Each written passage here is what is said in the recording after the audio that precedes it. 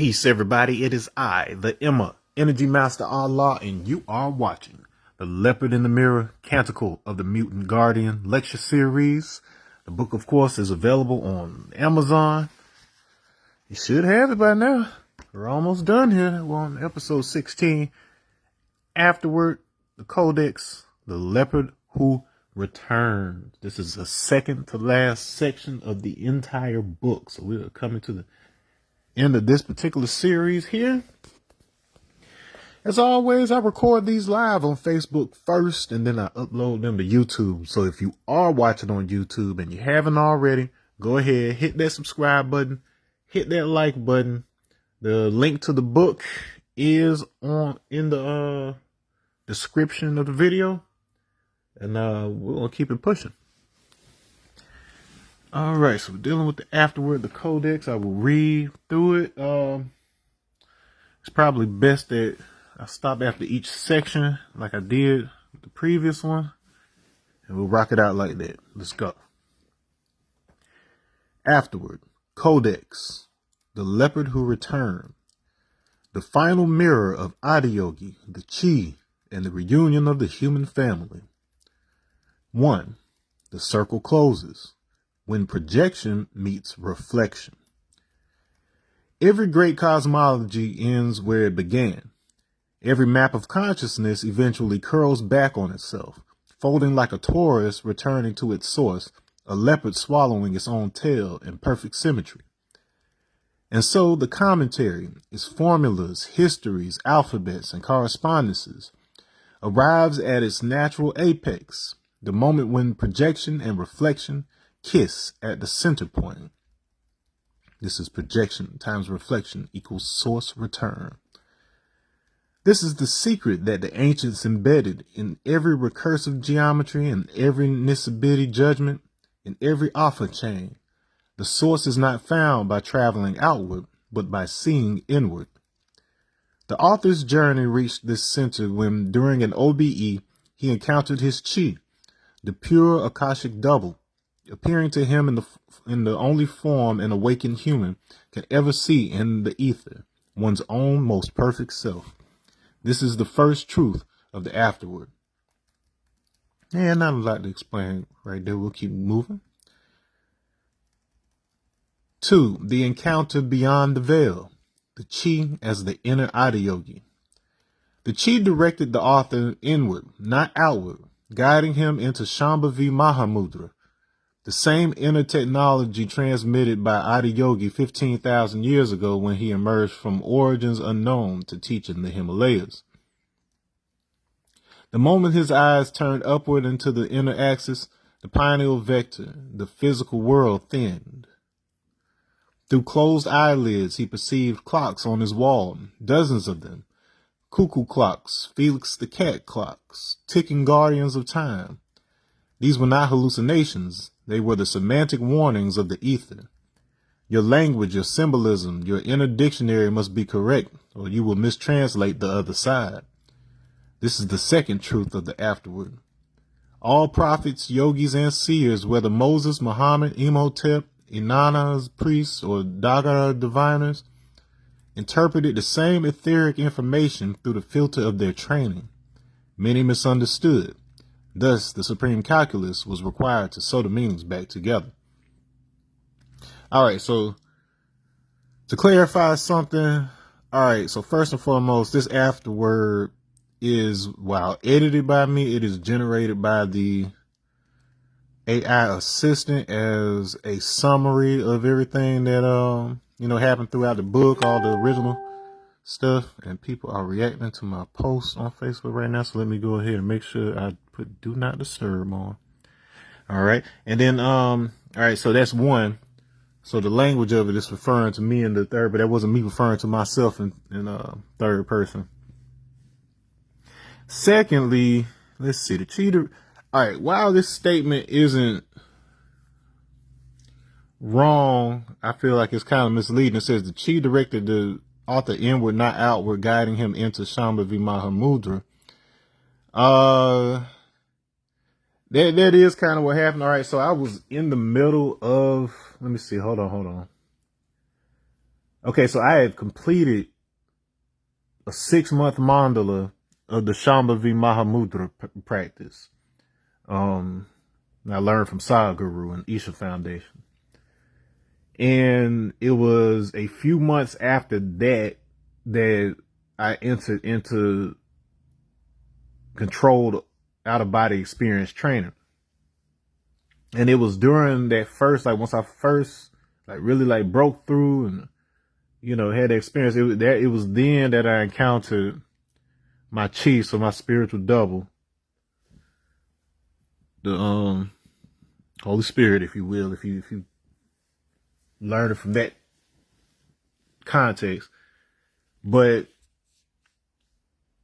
while I was in that encounter, that's what I was instructed to do. I was instructed to sit down and basically do the same.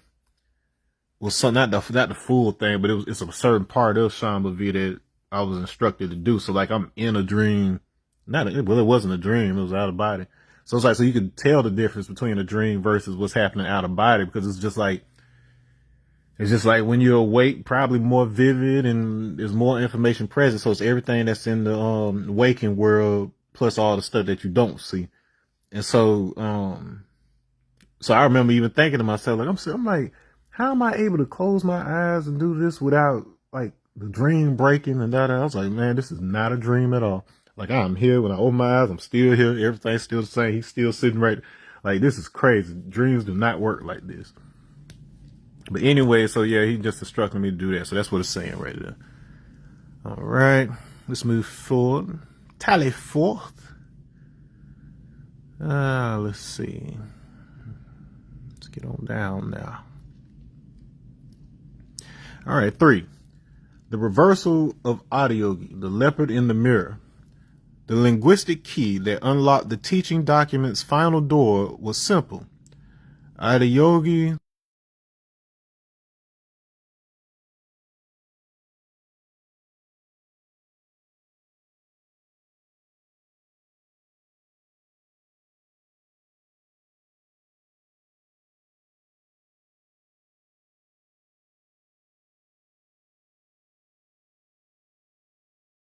genetic recurrence passed to his children.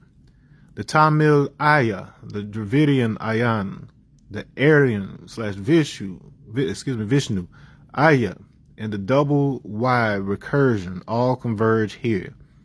The mirror reveals Adiyogi is projection, Ego Yida is reflection. The leopard in the mirror is the union of both, and the yogic cycle re-enters the NOY mathematical cycle because Adiyogi's arrival subtly encodes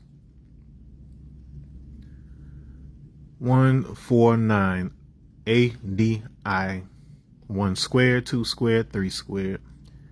Exact same recursion double in the electron shells and present in reaction diffusions of melanin.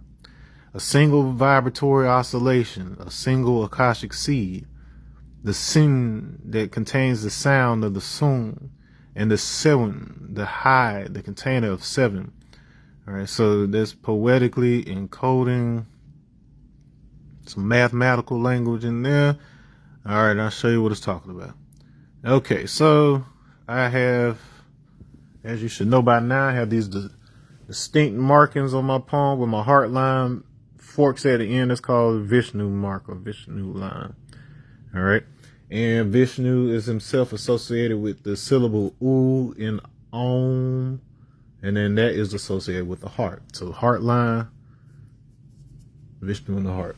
All right. So as you can also see, because of that, it looks like a little Y, and then this looks like an A next to it. Naturally, on the other hand, I would have the reverse, so it would be AY. So you put A, Y next to Y, A, you get the word Aya, which basically means is one of the ways that it basically means father for the most part, but it's what was a mother? Was a mother father? So Ayapa, Ayapan. It refers to Vishnu and Ayapan. So when Vishnu and Shiva, Vishnu's female form, the illusion Mohini, when she and Shiva get together and then have a child. So when the ultimate and the illusion become one. But anyway, so yeah, Aya is that element within it, and I mentioned other like alternate forms, and all this is the source of the word Aryan. And from Aryan we get Iran, which is former Persian.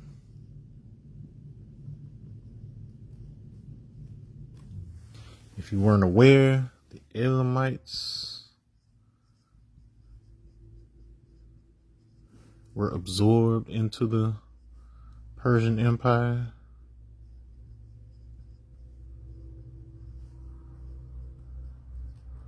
And these guys were contemporaries to the Sumerians.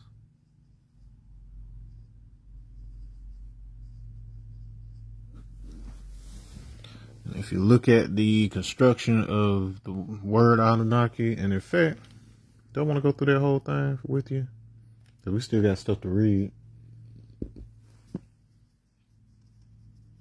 Yeah, y'all love Anunnaki stuff, so why not?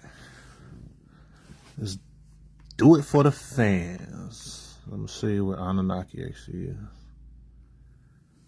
is. Okay. Let's go to Wiktionary. Let's break that down. Anunnaki.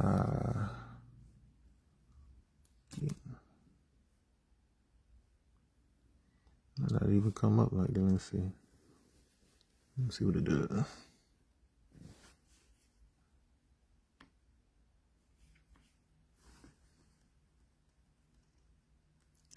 I want you to get the whole spelling. Let's see. So it took me to. Let's see. How did I find the Sumerian version again? Let me go to Gigu. It's not EGG, it's Gigu when you want to look it up. Gigu becomes a collective. Alright, so they distinguish between that and the Anunnaki. Like this. Trying to see how I found the spelling of it.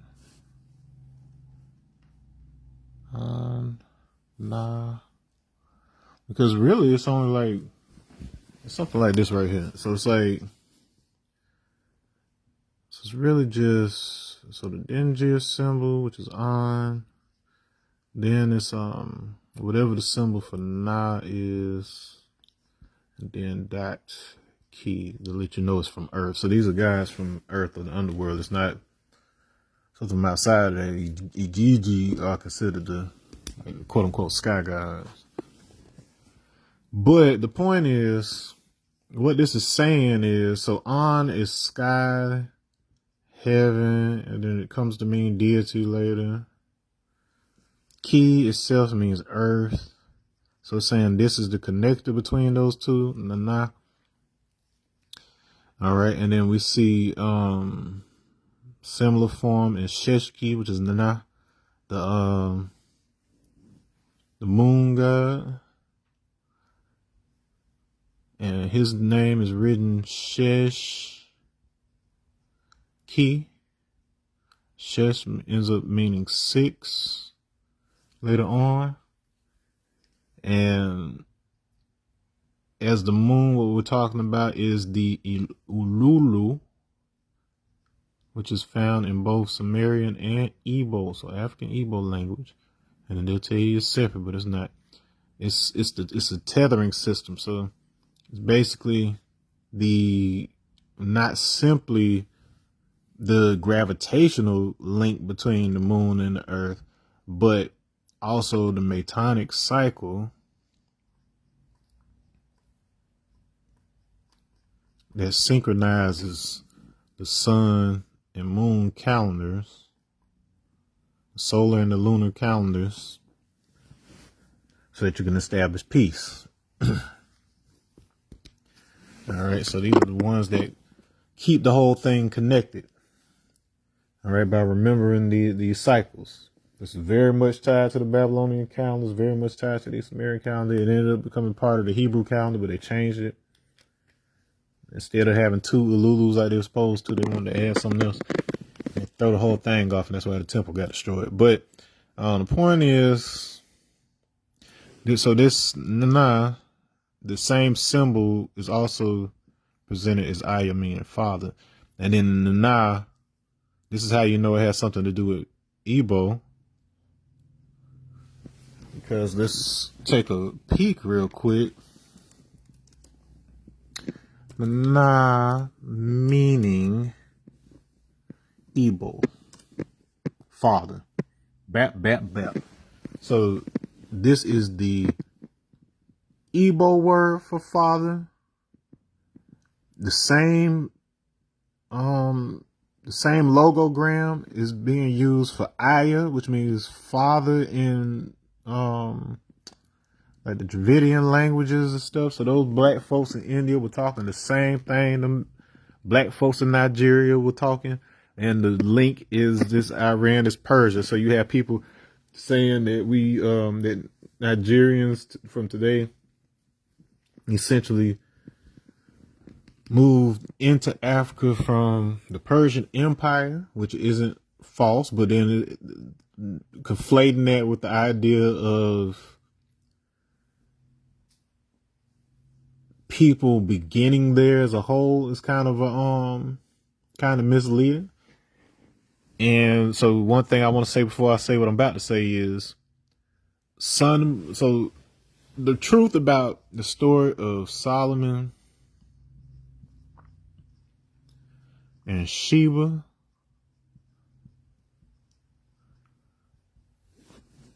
is that this actually means sun, moon, and star. Nana, Nene, and Nuwa. Okay? Nana, Nene, Nuwa. Sun, moon, and star, man, woman, and child. So father, mother, and child. All right, now let me show you real quick something that shouldn't be there, but it is certainly there. And I've done this, I think, in the mimetic arc demonstration. But let me show you what is it called? The Praenest fibula. See, it's already in my search. All right, so let me show you this guy. So this is I think a 7th century BCE. She was discovered in the 1800s. But saying, yeah, so from 7th century BC. It is the oldest known specimen of the Latin language. So this is how Latin was developed. And I'll demonstrate for you how it was a midpoint between Chinese and Igbo and all of that. Sounds wild, but I'm telling you, the evidence speaks for itself. And then, Italians, they love going back and forth to China. That's how they got noodles. So this is not outside of the realm of possibility. I have like very ancient Italian tribes in my blood. These empires, they mixed and they blended and they spread, and some people got archaic ancestors that passed through certain areas and stuff. So it's not a one-way street. People go back and forth. All right, so the thing I want you to look at is, so they translate this. So look at this stuff here. And they say it means Manios, Med, Fe, Fakit, Nomasio, and they take that to mean Manius made me for numerius. Right? Man made me for numbers. But what I want to point out to you, let's see if I can draw on my screen and then erase it easily, because I'm about to make some marks on my stuff. Easily enough. All right, so if you look right here, all right, so one of the things I want to bring your attention to, let's see, Fakir and Faye. Let me see. All right, so look at this right here. So they are calling both this and this the same letter. They're saying these are both H's, but they are clearly not the same letter. Why does that matter? Because this right here is clearly the Chinese character for sun. So that's Ri. Okay. So this is, it has to do with the sun. And so there's a couple of characters that you can make out in here that resemble either Chinese characters or what was the other ones? Or Etruscans. So we know for a fact that the Romans, they got like a lot of what they have from the Etruscans who came from elsewhere. All right, now at the beginning of each of these sections, so you see how it's sectioned off here. You got what appears to be two ends here. So we got these different structures that are coming up here. You got what appears to be two ends here, A, so that's Nana. You got something similar here, so that's Nene. And then here you got Nuwa. So you see, so they got to expand it out from Nuwa to Nuwa. So that takes on an additional meaning in China, where you got the twin serpents or whatever, that Nuwa and her counterpart. But it's the idea of the offspring of the two. The sun and the moon, they got a double helix spiral. So when you see Nuwa, the human-headed dragon lady or whatever, that's supposed to be the creator of the Chinese, when you see that double helix they form like DNA, it's mimicking the double helix spiral that the moon and the earth make as they go around the sun. All right. So this is the point of bringing up the sun right here. All right. And so, like I've translated this whole thing, like broke it down into the words like Neos, and whatever else. But it basically breaks down to the same thing that Dr. Catherine Archulon was saying with regards to them relating the man-woman-child relationship to that of the point, the line, and the plane. So in other words, you got the point, you got the line, and you got lines coming together to form mutual points that result in a plane. And then those three correspond to, let me see, you had a potential, you had a field. So you got a point in space, which is the potential, the point potential. Then you've got the line, which is a field. It's a connection between 2 points. And then finally you have the,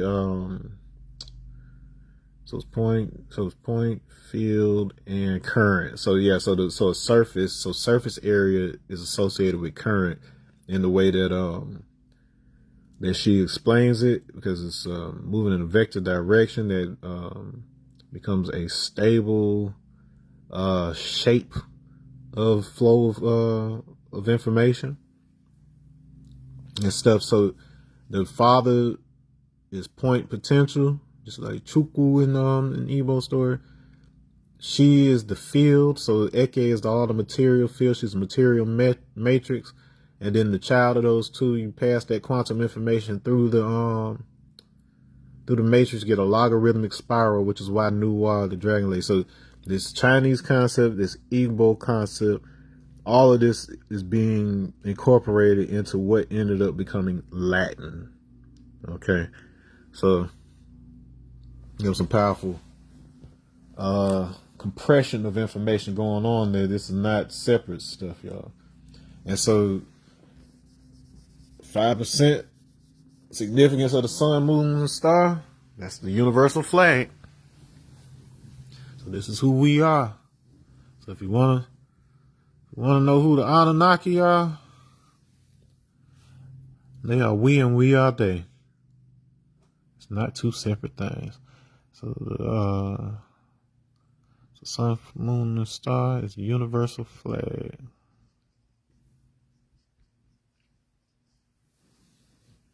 We are the ones that made you. We came into existence by the natural intelligence of the universe. So the first people came about just by the natural course of universal evolution through thermodynamics and principles of mechanotransduction and tensegrity, which is why our skin is designed to manage heat, the same type of material that allows panspermia meteorites to make it from one side of the universe to another. And everybody else on the planet is the result of decisions that were made once humans walked the earth. So if you made a migration decision, and then you ended up somewhere where you got stuck because the weather changed, and then you adapted to that area, that is based on human choices, not the natural evolution of the universe. However, it is the natural evolution of humans to get to a point where they can make choices. Therefore, you cannot remove it from the whole process, but just know that your origin, your source, and the source design is what we look like.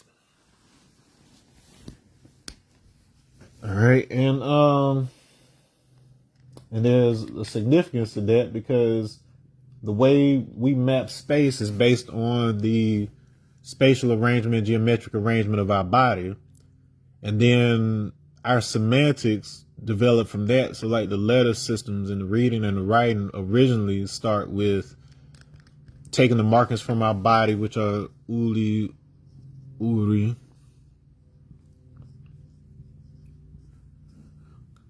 constraining these into a system of laws and radicals that can be combined in order to make glyphs. So you see how this same premise is found in Chinese as well and in Sumerian. But the missing link is Elamites, because Elam is actually eternity at the root of what became Elohim, because they wanted to insert an extra letter to try to make it a 3-letter word, but it was really something like El, because El is the singular, and then El-im. So Alilu, so Alaim, so children of Allah, the people of Allah. All right, saying stuff, the Elohim, Elohim. Yeah, so really, yeah, so that's factual. So technically, Elohim is the Allahim. Same roots. All right, and so people of Allah, the children of Allah, exactly what we've been telling you. All right, and then let's see anything else I want to say about that. So Elim gives you Elam. It also gives you by virtue of RL fluidity. Hold on, let me make sure I do that right. So a left.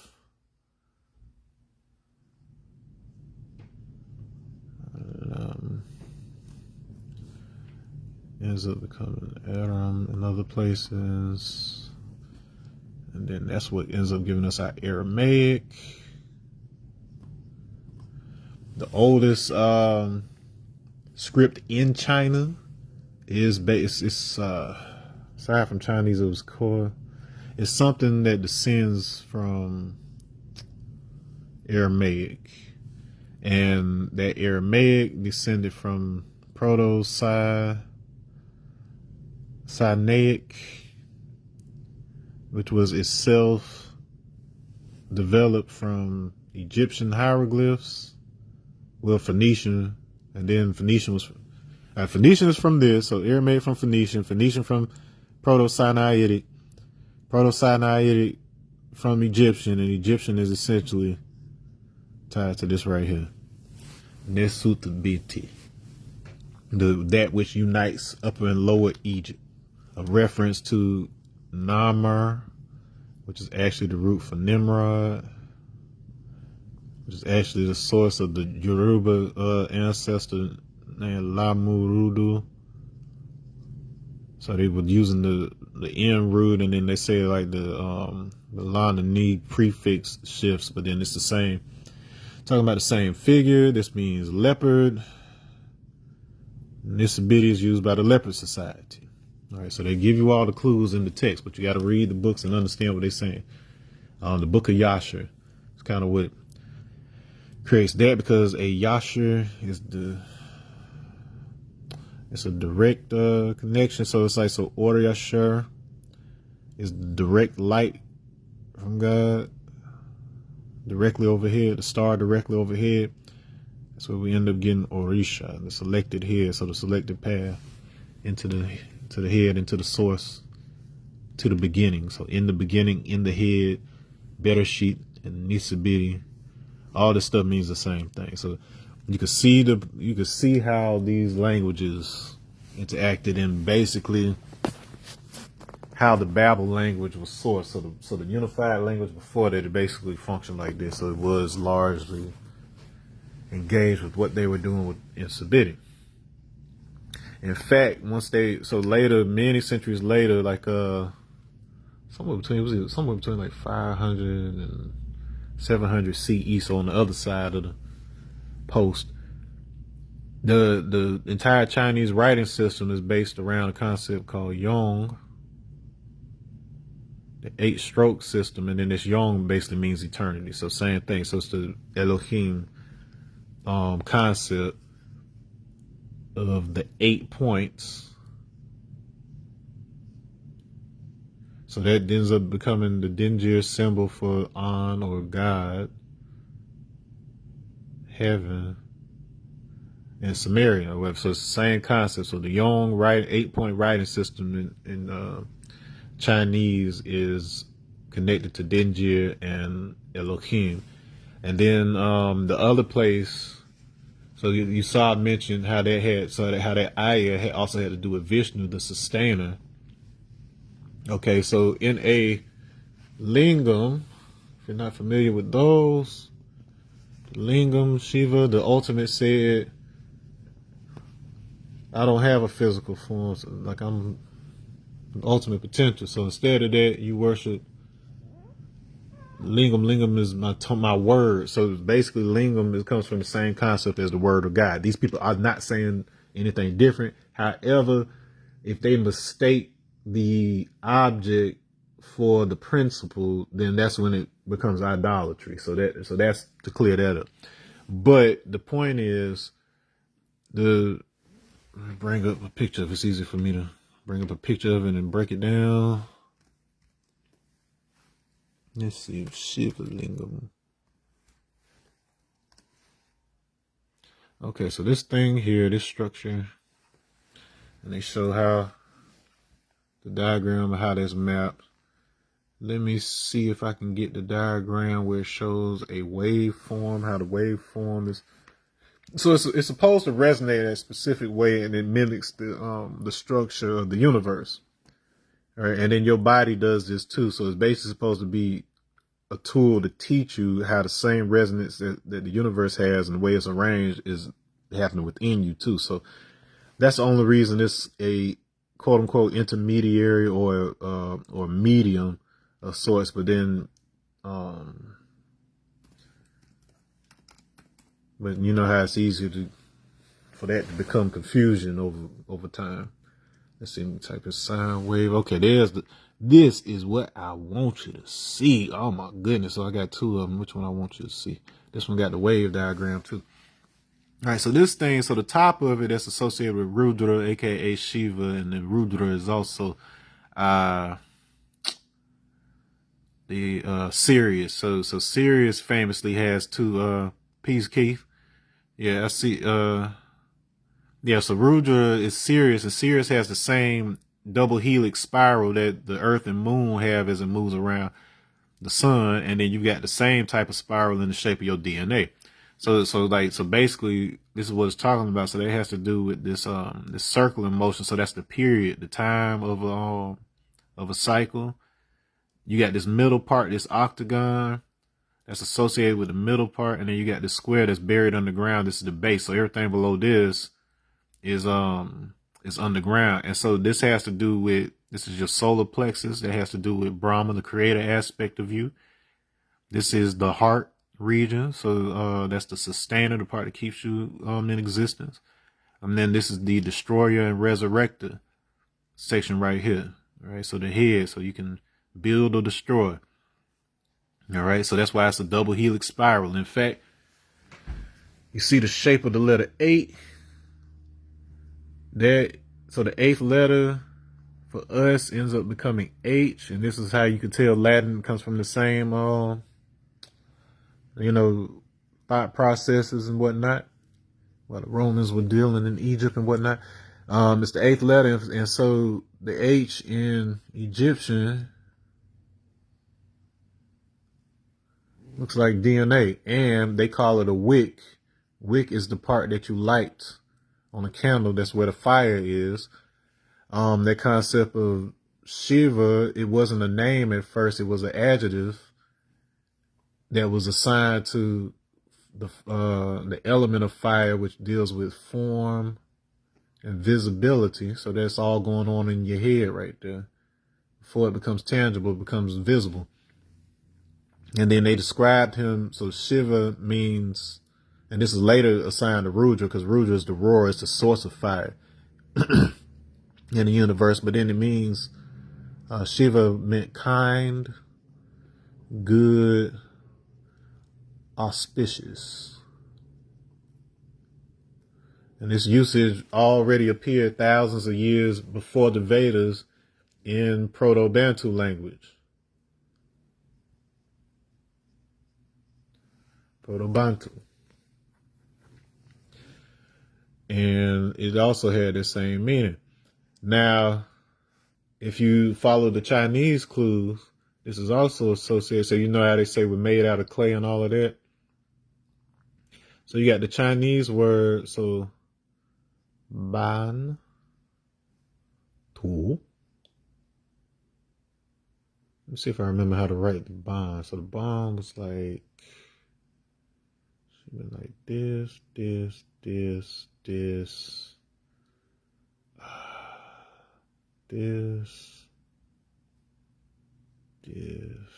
this, and then two should be okay. Sticking the cross in the ground. So two, they translated to like dust, soil, earth, or whatever else, but more specifically, the spirit of the earth. So in Igbo, so Allah. But even more importantly, it matches the etymology that came to be used in Proto-Indo-European for God, which means it's the spirit. So a spirit imminent in a mound, so a mound of earth. Or like when you build a mound, build the lodges, build pyramids, whatever. So it's a spirit imminent in a mound, more specifically to make a libation to that spirit. So this is based on the opening of the mouth ceremony in Egypt, or the Inpi ceremony of the Lakota Indians, where they pour the water over the hot rocks while you're in the sweat lodge, and then it allows you to speak the tongues of fire. So this is where that fire comes in the being. So it's basically a reset of the center of the brain, so that the meanings that you've come to attach to things is cleared up through the geometric constraints of the body itself, which are essentially a system of tension and thermodynamics throughout the body, and that is your gradient of heat. So the way that heat moves. So this is what we're really talking about with Agni. So that whole thing, it's almost like you could look at, you know how when you on a hot day where you may see water on the road and it turns out to be a mirage, that's what Mohini is. So that's what Aya is at the end of the day. But instead of it happening outside of you, it's happening inside of you. So the heat and the way that it's distributed within the body is kind of like how that illusion works. So it's like, so you're basically seeing, so the signals and the tension and the pressure of thermodynamics that's happening around you right now, your brain is rearranging those signals in order to make a clear picture, so you can see things for what they are, not what they seem to be. That ends up being the child in the equation, the star, quote unquote, the Noah. And then, all right, so this is what we're talking about here. So the spirit imminent in a mound means that you have that same organization of space happening within the earth material, the physical material that makes you. So this is what the two parts comes from. And so Untu and variants of that in Proto-Bantu end up coming to mean stuff like person and entity and stuff like this. So you can even see it in the word entity,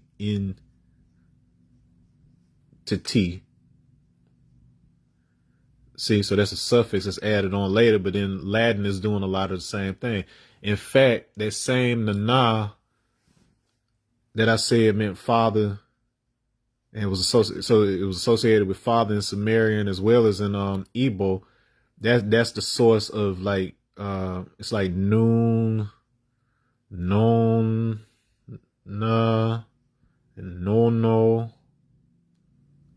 Like all these variants, this is what the source of the word none. But all these variants in Latin or whatever, they come from that same source.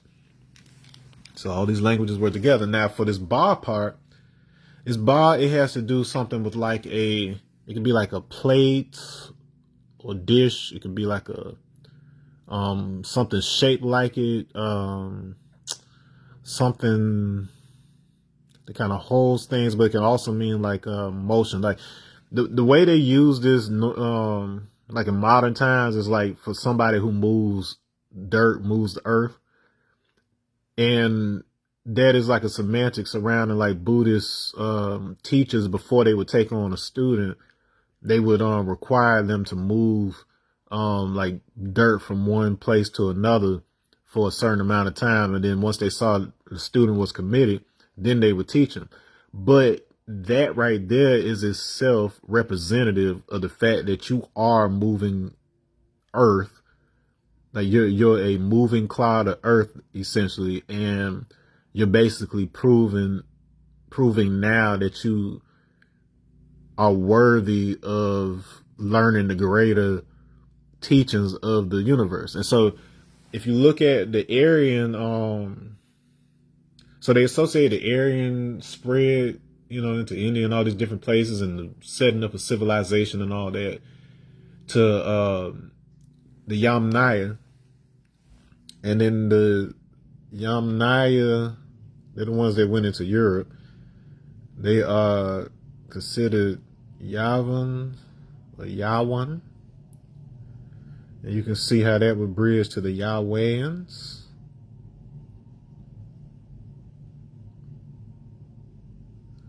Yahweh did not originate with Jews. That was in the land of the Edomites and the Medians and all of them in the Arabian Peninsula. So this is Arabia where they first found the name Yahweh, based on Yahu, which means to exist, to breathe, and to fall, which really has something to do with surrender and to capitulate. All right. And so the inscription itself that was attached to was called, it said, Shasu Ta Yahu. So Shasu means like a wanderer, a drifter. That's what you call planets. That's where the word planet comes from, means to wander. Ta means earth. So I just explained this symbol of Ta. So Ta Tu. So Ta from Egyptian is the same as Tu from Chinese. And then this concept of the breathing, existing, the falling, we're talking about meteorites, because in Egyptian, the word Seba, which is what I was just talking about with Shiva and Sheba, Queen of Sheba, all right.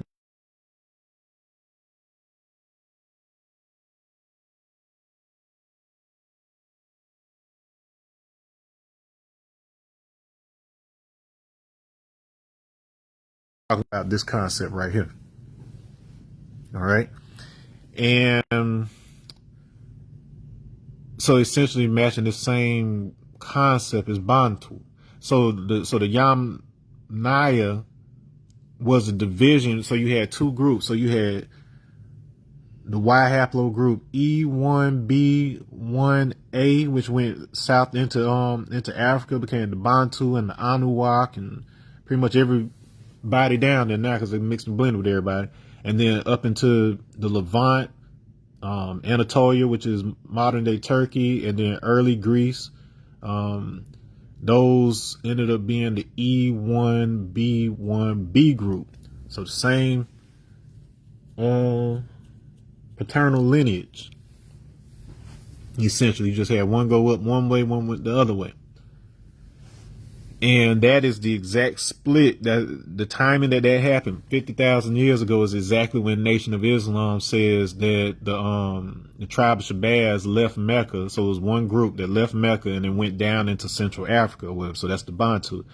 And then the rest of them that stayed in Mecca, pretty much everybody else on the planet descends from them. So those ones that were concentrated up there was the quote unquote out of Africa movement, the Eurasian seeding. So the language and stuff was already well in place before we ever spread out like that. Is the point. And so yeah, so we got Yahoo. It was something else. It was another name. So it was Bantu. Oh. Yes, and I just discovered this yesterday. Yes. So I've been telling y'all about how those central coefficients of Meru Prastara, aka Pascal's triangle, lines 0 through 8. Why do we stop at line 8? Because it has a value of 256. Its total is 256. What is 256? Brings us right back to that number 8 again. It's 8 bits. So anything over that in your information processing becomes chaos. But all the ancient scriptures are shut down at 8 bits.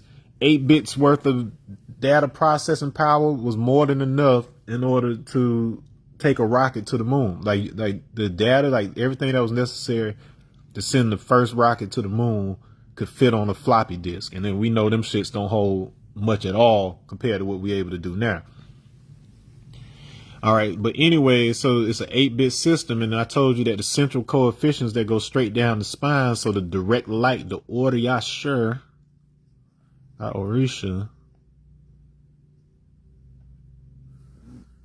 is, so it was the 1, 2, 6, 20, 70. Hebrew, that becomes a left, which is written as E. Bet gets written as B. Vav ends up becoming O. Kaf ends up becoming K. Ein ends up becoming A. So Iboka, that's the plant they use in Central Africa in order to reset the nervous system, be able to read the Akashic information of the body as a virtual interface.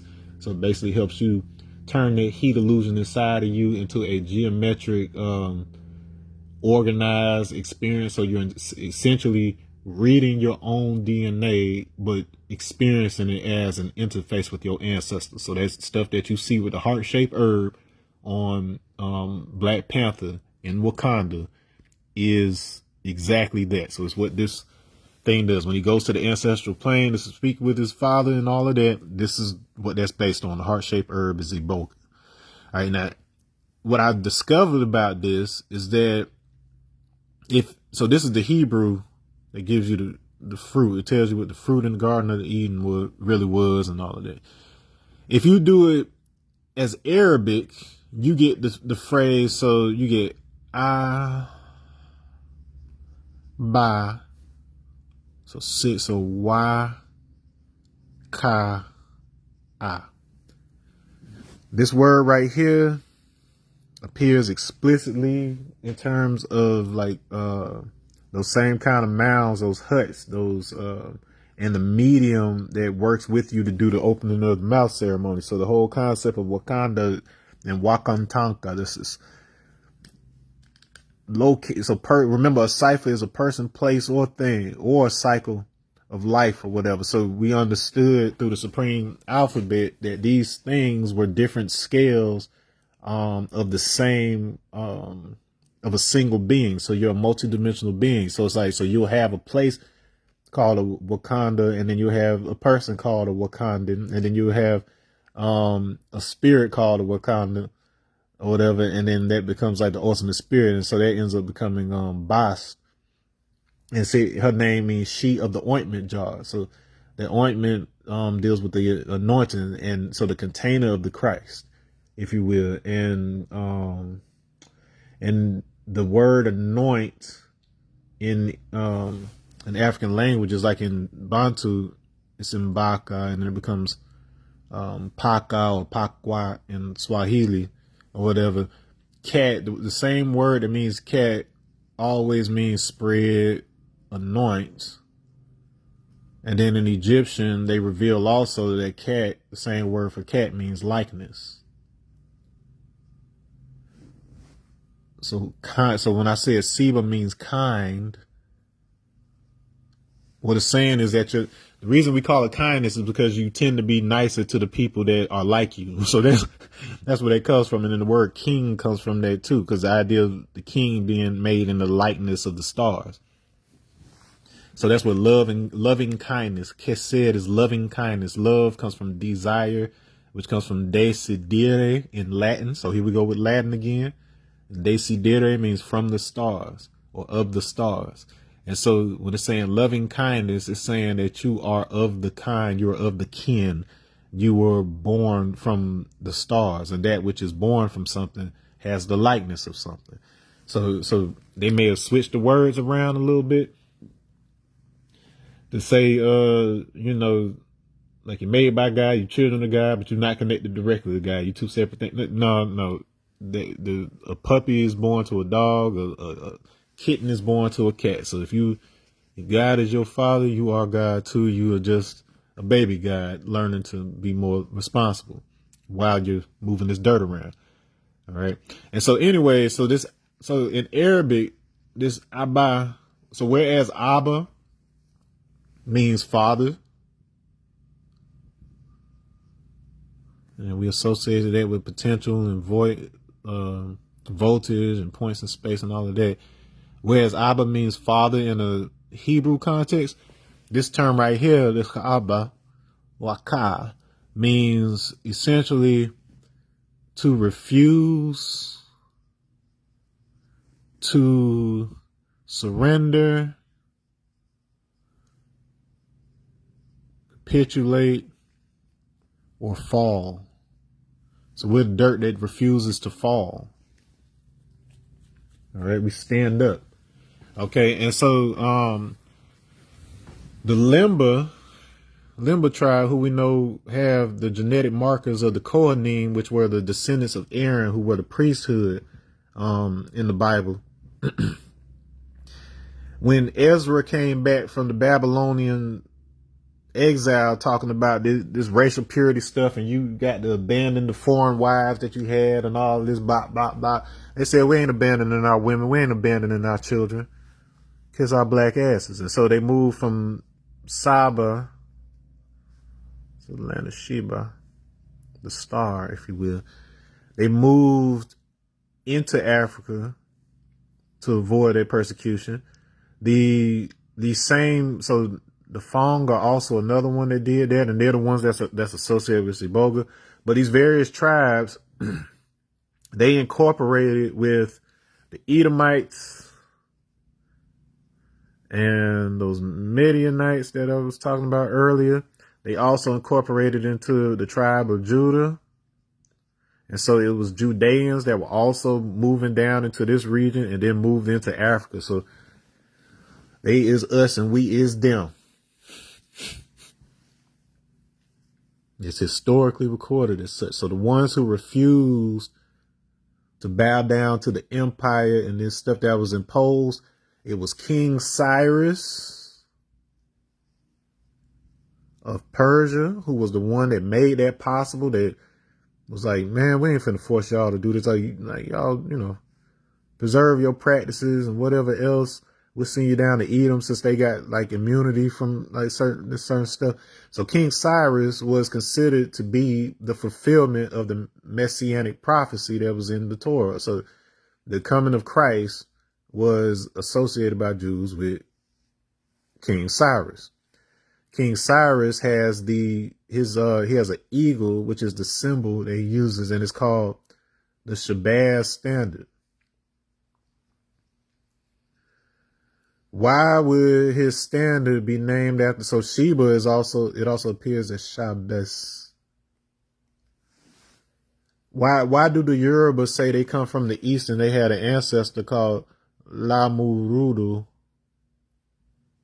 which is supposed to come from that same root that they ended up associated with Nimrod and his alleged son Marduk, meaning that they consider Nimrod to be the equivalent of the Enki, whose name they say is Lord of Earth, but more specifically is the connection of heaven and earth, which we already established was the Father, which we also established was the Aya, which we also associated with Vishnu, or whatever. And so his avatars is what we are. All right, so all these stories telling the same thing. So the Shabazz standard of King Cyrus is essentially telling you that's the tribe of Shabazz. All right, all of that is tribe of Shabazz. Lamurudu, I hate to disappoint some of the Nigerian viewers, because they, even though you may have had people who named themselves after this stuff in order to, claim kingship and, a monarchy type of situation. This was a cosmic concept because, so Lamurudu was the Shah who was the father of Oduduwa. This brother of Obatala who completed creation. Obatala was drunk. And then Oduduwa only had one son whose name basically means the only born child. So Okanbi.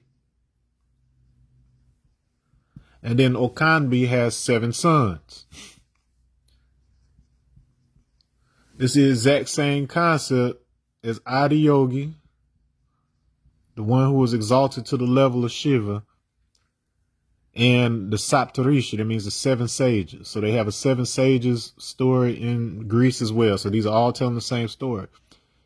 Oduduwa, so Odu basically means like pot or source. So he's the source that shapes the character. So Uwa from Iwa. So this is dealing with character. So you think of him as pot that shapes character. All right. In Nilotic cultures, the Anuwat, the Shiluk, all of them, they associated your skin color with your character. This is why in Jeremiah 13:23, let's bring it up. So I ain't even got to paraphrase. Tis what it is. Jeremiah. And I give it to you in the King James Version, since y'all don't read Hebrew like that. All right, so Ethiopian is alternative Kushi, in the spelling. But can the Ethiopian change his skin, or the leopard his spots? Then may ye also do good that are accustomed to do evil. So it's aligning your skin color and your markings with your character in this. And so if Ethiopian is alternatively written as Kushi, and we know that that root, that Nun Mem Resh, Nimrod, if we know that is associated with leopard, they're talking about Kush, then Nimrod. And basically saying, and then I have to look up to see if they actually use the words good and evil, because that's something that didn't really come along until Zoroastrianism. So that was something that Persians ended up adopting, but it diverged from the original teachings that ended up making their ways into the Vedas and that were originally held in the African stuff. So they completely inverted it, trick knowledge, everything that was a word for God, they switched that to the demons, and anything that was a devil or a demon, they switched that word to God's in the on that side of things. So that caused most of the confusion with regards to good and evil, as opposed to balancing forces. So you have chaos and you have order, and there's a way for the two to come together such that you maintain the probability field and things of chaos, because you need that in order to form new things. But if you constrain that chaos to a small amount, so instead of me having infinite possibilities, I only have 256, then I can create stories that preserve information. And that is how the Torah, the Quran, all of those books, all those scriptures were the Vedas, all of them. That's how they were determined, by constraining the possible letters, the possible outcomes, the possible components of the story, the possible characters. By constraining those archetypes, you naturally generate a cohesive model if you understand geometry, if you use the same math rules that you would use doing a physics equation. As long as you use those, just like I gave the example of a story of thermodynamics in the last episode where I was talking about fire personified and cold personified, and then it's summertime and then fire beating coal's ass, and then, coal go and do some push-ups until winter come, and he come back and he beat the hell out of fire. So it's like, so that's how those stories come about. It is thermodynamics being encoded into characters and stuff. And so Oduduwa essentially shapes the characters. So it's like, so this is why we end up looking at these figures as actual people, actual kings that live, when they're talking about a higher concept of the singular light that gets distributed right here. I forgot what the breakdown of the name Lamurudu, but you see how it still has the Udu. So Udu is part in Igbo, as a matter of fact. So same thing that Odu means in Yoruba, that's what Udu comes from. So let's see, Lamurudu name breakdown. See how long they take this. All right, so they said. Linguists and historians largely agree that Lamurudu is a Yoruba dialectical modification of the Arabic name Namrud, which is Nimrod from the Hebrew Bible, and then they explain how that breaks down. Okay, and so, like I said, that Nimr is the leopard, and the leopard is the sky. So leopard is his spots are the stars in the sky. So essentially, you have the stars and you have the movement of those stars.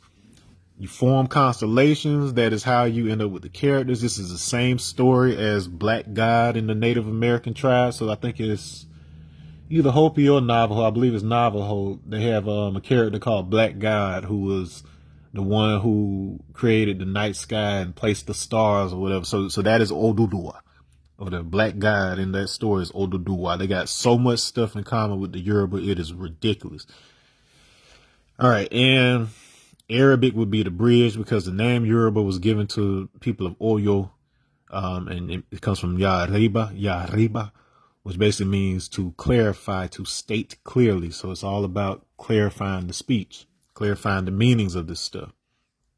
All right. And so the leopards, if you understand the stars and you understand how the constellations are drawn based on that, then you take that one story, and then there's 7 different aspects to that story, which we remember by remembering how each of the different chakras align. In Igbo culture, you got the exact same kind of parallel with the 7, but they consider these layers of Muo, which is spirit.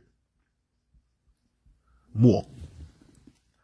So layers of spirit. I already talked about what spirit is. Spirit, breath, akash, atmosphere. Okay, so they're Yahoo. So Igwe, Yahoo, Jakuta. And then they have a human counterpart in the forms of like your so for Yahweh you end up having Jesus. For Jakuta you end up having Shango. For Igwe you end up with Amadioha. All right, so it's the people who have basically the arrangement of the way that their hippocampus maps space and semantics when it comes to symbols and words. That was shaped by the thermodynamics of rich melanin. It has when you're an albino, when you have OCA2 gene mutation that causes blue eyes, it changes the thermodynamic relationship between what you're seeing around you and the way that the brain maps it. And therefore, instead of using light to map it, it uses sound instead. And then when you're using sound to map space, it brings in additional information that is not in the visual field. And then therefore you end up with what they interpret as shamanic powers, or they interpret it as having visions like Daniel did in the Bible, and in Revelation, the visions. And so those visions are actually, a lot of the things that appear in those visions are actually translating sound forms into visual information when you are in an altered state. If you do not clear all that stuff up, if you do not clear up your understanding of words and your understanding of language, and you don't have it aligned with math, when you go into those states, you're going to see some wild stuff that you don't fully understand. And then you're going to write it down. And then somebody who also doesn't understand it, they're going to take that to heart. And so a lot of these Bible stories are being taken literally, when these were actually, I don't want to call it delusion. I don't want to call it fake, but this was stuff that we had to use the body. We had to make the body hallucinate in order to communicate this information. But we were also constrained by whether or not we were properly trained to interpret what comes forth. So it's like an equation that has an infinite number of solutions, but we only want the solutions that give us geometric stability and that are error correcting. That is how the letters and all of that stuff were actually designed. And so by the time you go through 6 months worth of the Shambhavi Mahamudra initiation that I had to go through, by the time you get through that, like, your understanding of what you feeling and what you seeing in your body is so aligned with geometry and math that you don't hallucinate or make up stuff like seeing this kind of thing, this kind of alien, this blah, blah, blah. When you go there, you look, you realize that that thing you're seeing is you. It's just you being reflected on the substance of space itself, when you're in a subtle state that can actually detect that substance, that ether. All right. Whew. All right. Let's see what else we got in here. So that explains that whole Ion Ayapan situation in section 3 right there. All right. So this 149. So of course, first letter A, fourth letter D, third letter. So that is the squares growing. So ID, they have it meaning first in Sanskrit or whatever, but then more importantly, it's like the source, how things spread out from source. And so that same pattern, 2 times this, gives you the way electron shells organize themselves in space. So it's like, so the first shell would be 2, second shell would be 8, third shell would be 18 or whatever. So you got ID being doubled, basically. All right. And so the way that spreads, so that progression right there, so light spreads with the inverse of this. So it'll be 1 over this, 1 over that, 1 over that. Whereas with chemicals or diffusion in water, the thing that allows our melanin to form in the first place, it follows something more like this. So instead of the inverse, it follows this pattern right here. So essentially, matter organizes itself into spheres and these Russian doll nesting type structures based on the same principle that our melanin uses to encode its information from the center of the cells, the center of the body, onto the surface of the body, and encode that information on that boundary. That is exactly what a black hole does. So our melanin works the same way a black hole does. It's just smaller scale. So we're not pulling in entire planets and shit into our melanin, but we are pulling in the information of an entire universe into our eyes. The pupils operate based on melanin. Why they keep teaching y'all all this stuff has nothing to do with each other, I don't even think they know sometimes. So I don't know.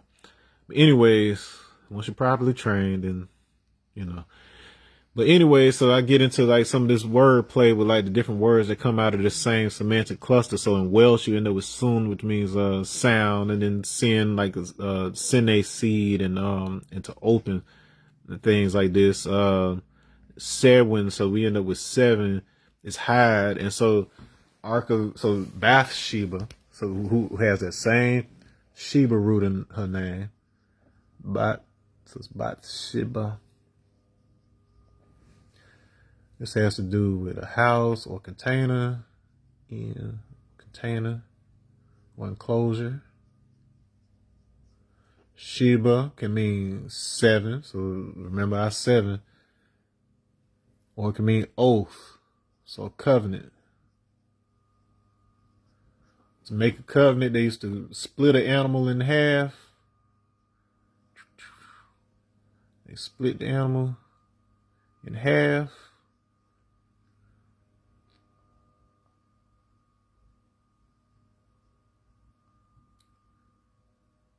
And they walk through his middle, his entrails. Where they get that idea? Because this was really supposed to be talking about, so you got 7 chakras, and the one in the middle is the navel, which is the solar plexus. Amadioha is the Ikanga Atruku, residing in the forehead of Anyanwu. This means that the group spirit, so our semantic field, our shared customs, our shared way that our language resonates with our body is associated with this. If you send the sound to your midsection or whatever, it will resonate throughout your whole body if your body is built right. If you've properly aligned yourself and your posture and all of that, that's what will happen. And that's associated with the creator, so Brahma. All right. And that is essentially, so the creator aspect and the animator aspect. The creator aspect is pretty much Allah, and then the animator aspect is your divine spark within you that allows you to move your body. Yeah, so center. So this is the center of the 7 that divides the 2 sides. So this would be, we'll call this upper and lower Egypt. Which one do I want to associate this? The tail, so the throat would be up here, so that would be lower Egypt. So when we talk about upper and lower Egypt, this is what we're talking about, both sides of the solar plexus. If you go north, that's lower Egypt. If you go south, that's upper Egypt, because the Nile road flows upward. So I think it would be responsible to call this the upper Egypt, and we'll call this the lower Egypt.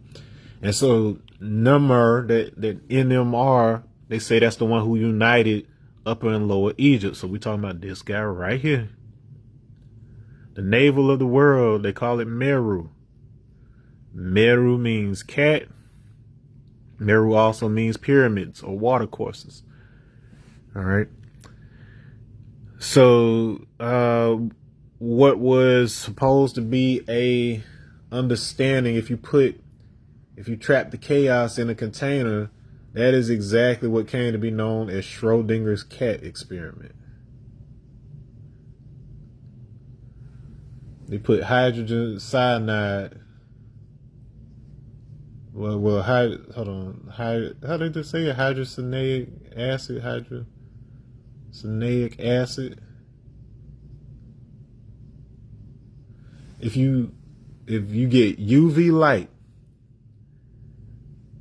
and you expose hydrogen cyanide to it, and then you have some kind of metal like copper in there to provide electron flow, circulation of electrons, this will start producing all the stuff you need in order to create life. You start getting amino acids, you start getting precursors to RNA, which becomes DNA.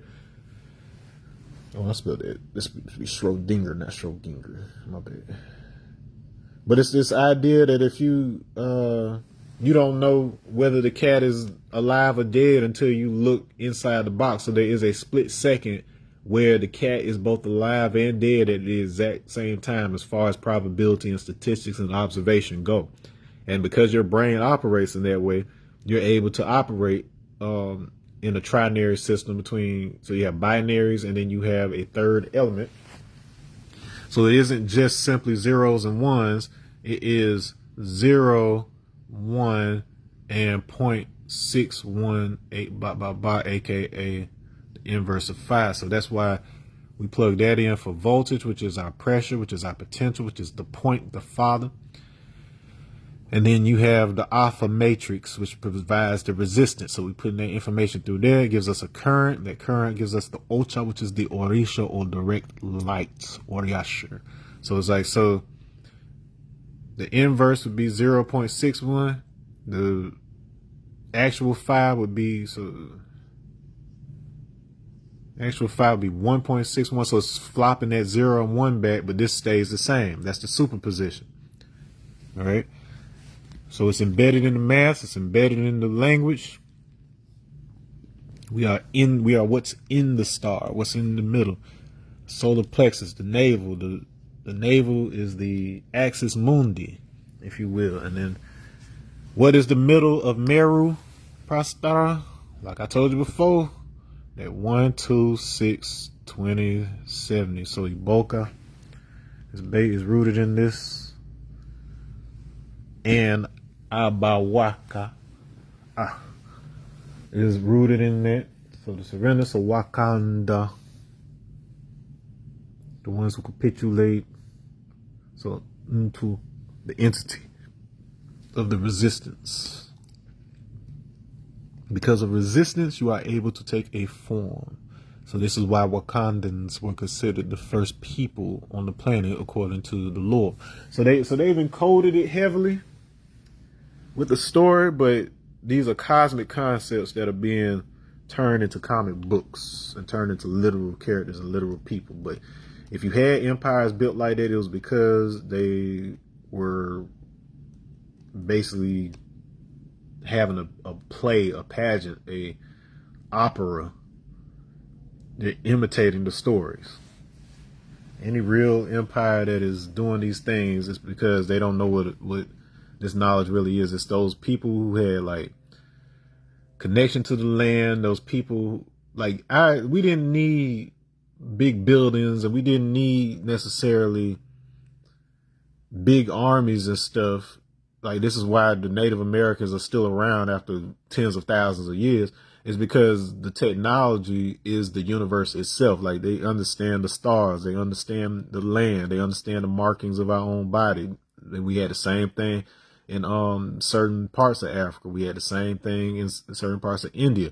And in fact, if you do the geography, you'll realize that there were 4 Eden points, and you needed to gain the knowledge of all 4 in order to understand what Eden actually is. And so the 4 Edens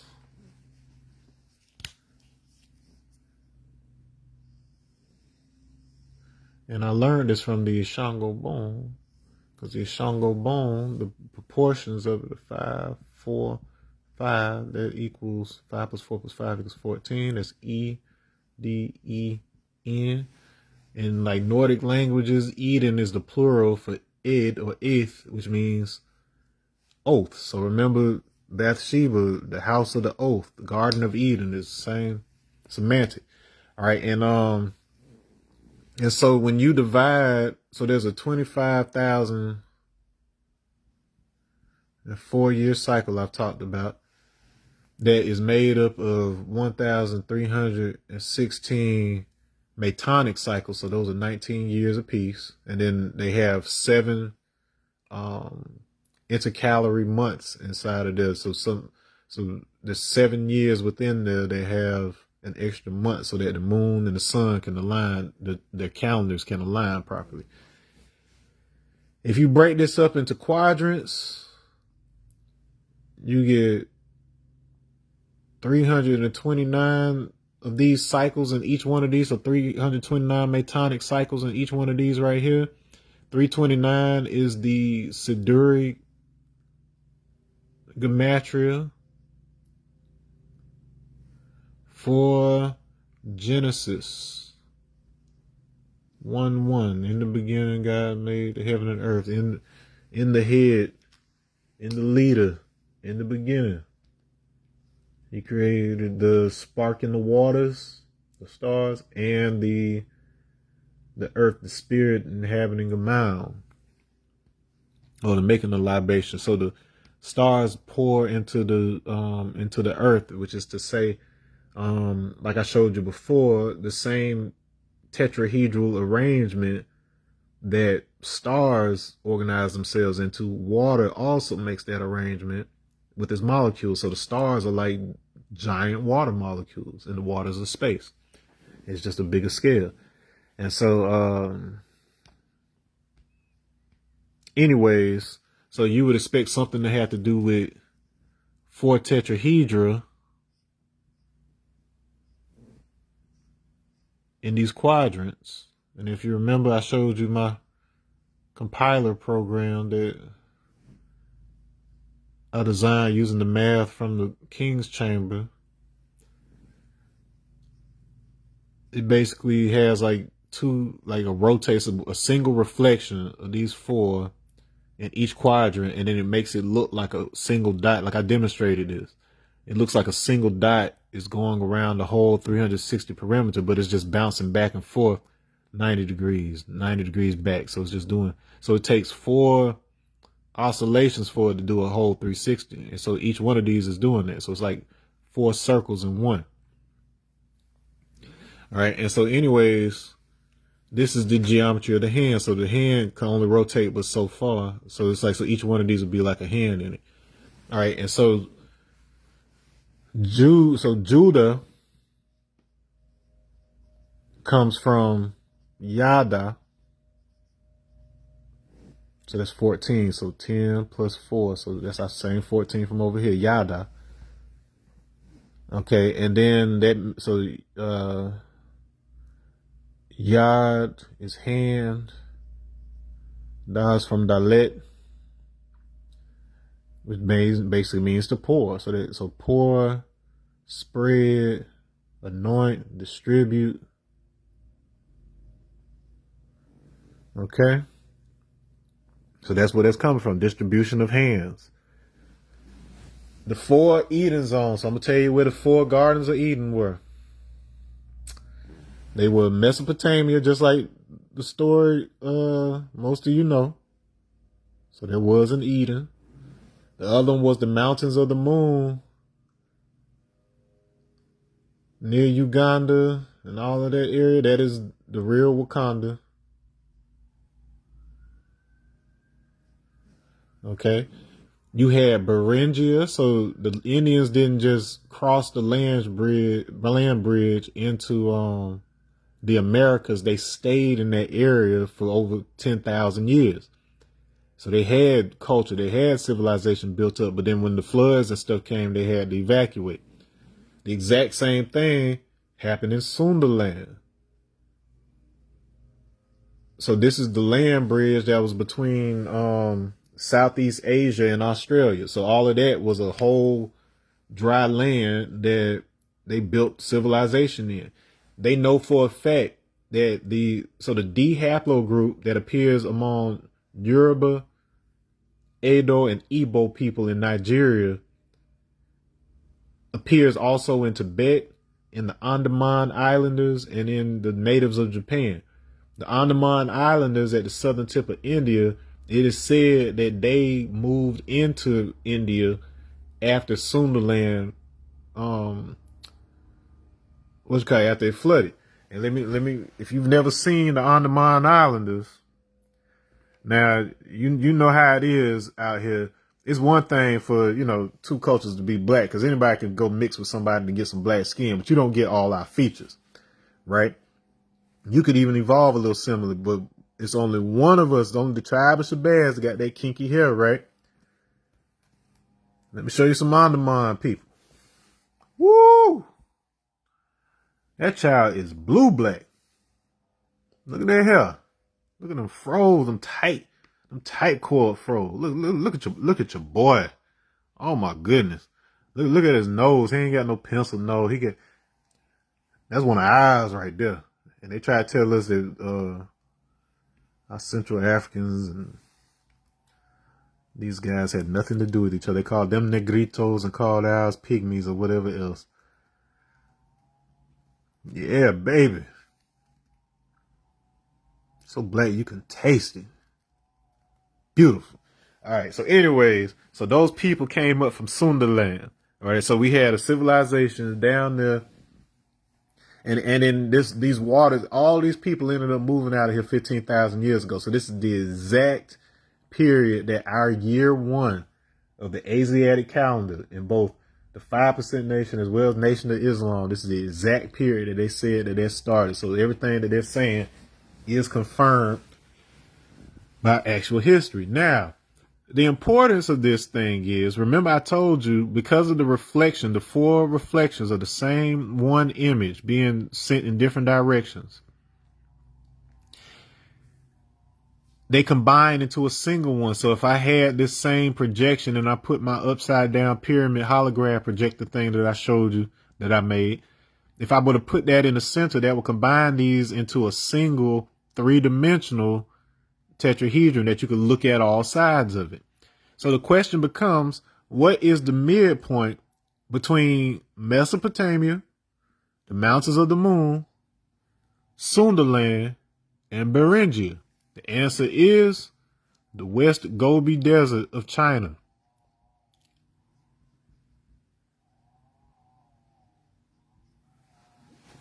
According to the law of one, Ross says that around this exact period, there was a group of people who incarnated, their souls incarnated from Deneb. So Deneb is the name of the star that became our pole star around this time. So Vega, known as the falling or swooping eagle or vulture,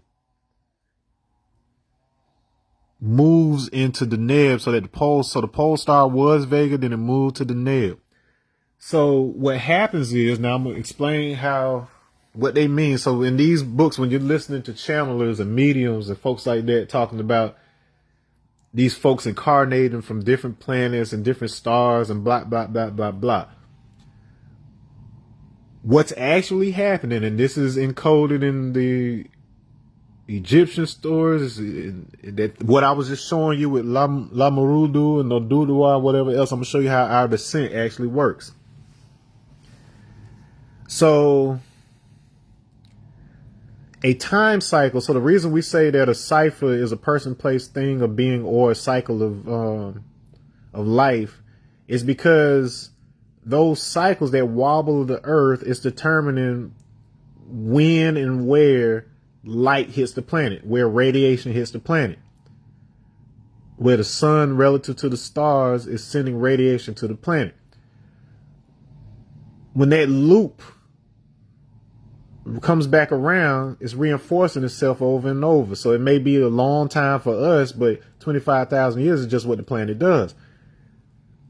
If you take that same pattern and you draw it out over time, it's going to make discrete shapes. Like, for instance, if I were to show you how Venus looks in our sky over the course of 8 years, so Venus synodic orbit, it forms this 5-point flower, so it looks like a lotus, right? So you got your 5 points, and then it's spinning around. Your DNA looks something like that when you cut it down, a cross section of it, and you look down the center of the spiral. So it's that pentagram. This is how that ended up becoming associated with devil stuff, because Venus was originally called Lucifer. So it just means the light bearer. Like, it didn't have anything to do with whatever they made it mean. But that is your body design, that proportion. That is the 8:5 ratio between the orbit of Earth and the orbit of Venus is the same as the 8:5 proportion between the length of your legs up to your navel, and then from your navel up to your head. This is why the navel was the center, the thing that connects Upper and Lower Egypt. We got to understand these symbols. Anyway, okay. So when they say that they descended from the Neb, what it's saying is when the precession cycle was such that the North Pole was pointed toward the Neb, that's when whatever genetic, whatever mixing, whatever had to happen for a certain people to begin incarnating and have a gate into the earth, you know, so these are humans. These are humans. But these were humans who already had the ability to cognitively map space and have their brain and their semantics coordinated with space or whatever. So the evolutionary process of the mind was already in full effect. Like we had pretty much were done with physical evolution. This was the evolution of the mind. So when it was pointing at the neb, the magnetic field was starting to lift. So during Vega, the ionosphere is closest to the earth. So it's like, so the frequency that the earth gives off is closer to like where our brain waves are when we're in deep meditation and stuff. So you can see some stuff during that time. As it moves away and moves toward Kochab, which means the star, that's what Sheba is. Once it gets to that midpoint, it becomes the furthest that it is from Earth. So it's like, so that's when you start getting like empires with a lot of speculation because they're having trouble connecting to the stars. Well, when the Deneb was coming, it was like you're fresh out of the Vega cycle, so it's not so close that you're hallucinating, but it was recent enough to where you remember all this stuff. So in the West Gobi Desert, in this region is where you first started having people who were isolated in there, so they weren't getting affected by what was happening with these surrounding nations and empires and people mixing and doing da. You had people that were isolated in the Gobi who ended up moving in to Beringia and then reconnecting with their Q. So the Q haplogroup people were descendants of these C groups. So the C group was basically like the one everybody's related to, the Y mitochondria, the Y DNA atom, if you will.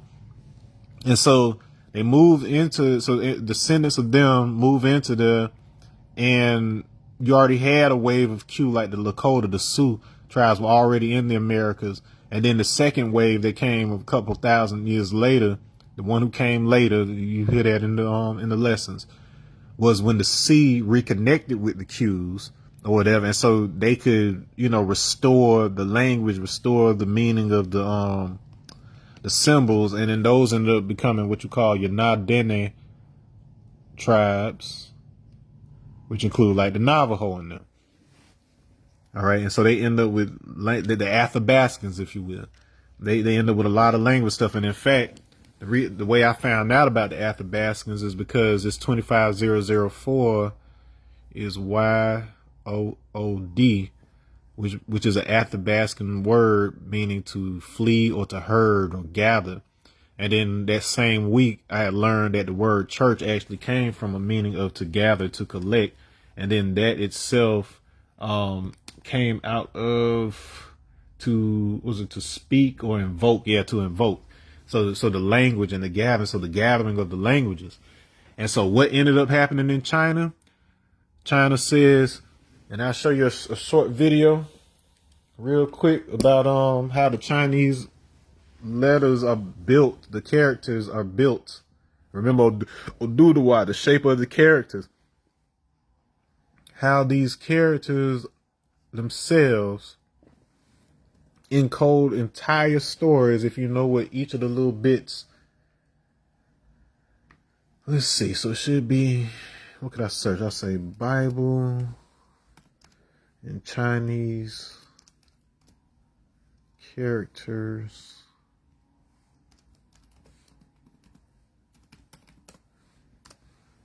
Let's see if I can find one of the ones I've already looked at. So the God of the Bible in ancient China and India. So they got a whole, let me see. He gives a good run. Well, this is a short one. Let's look at this one. Let's see how well he does. That's the one I looked at, one up there with the Chinese pastor. That's the one I was looking at when I first saw it. That's why in Congress. All right, enough of that. I've been living in China for more than 20 years now.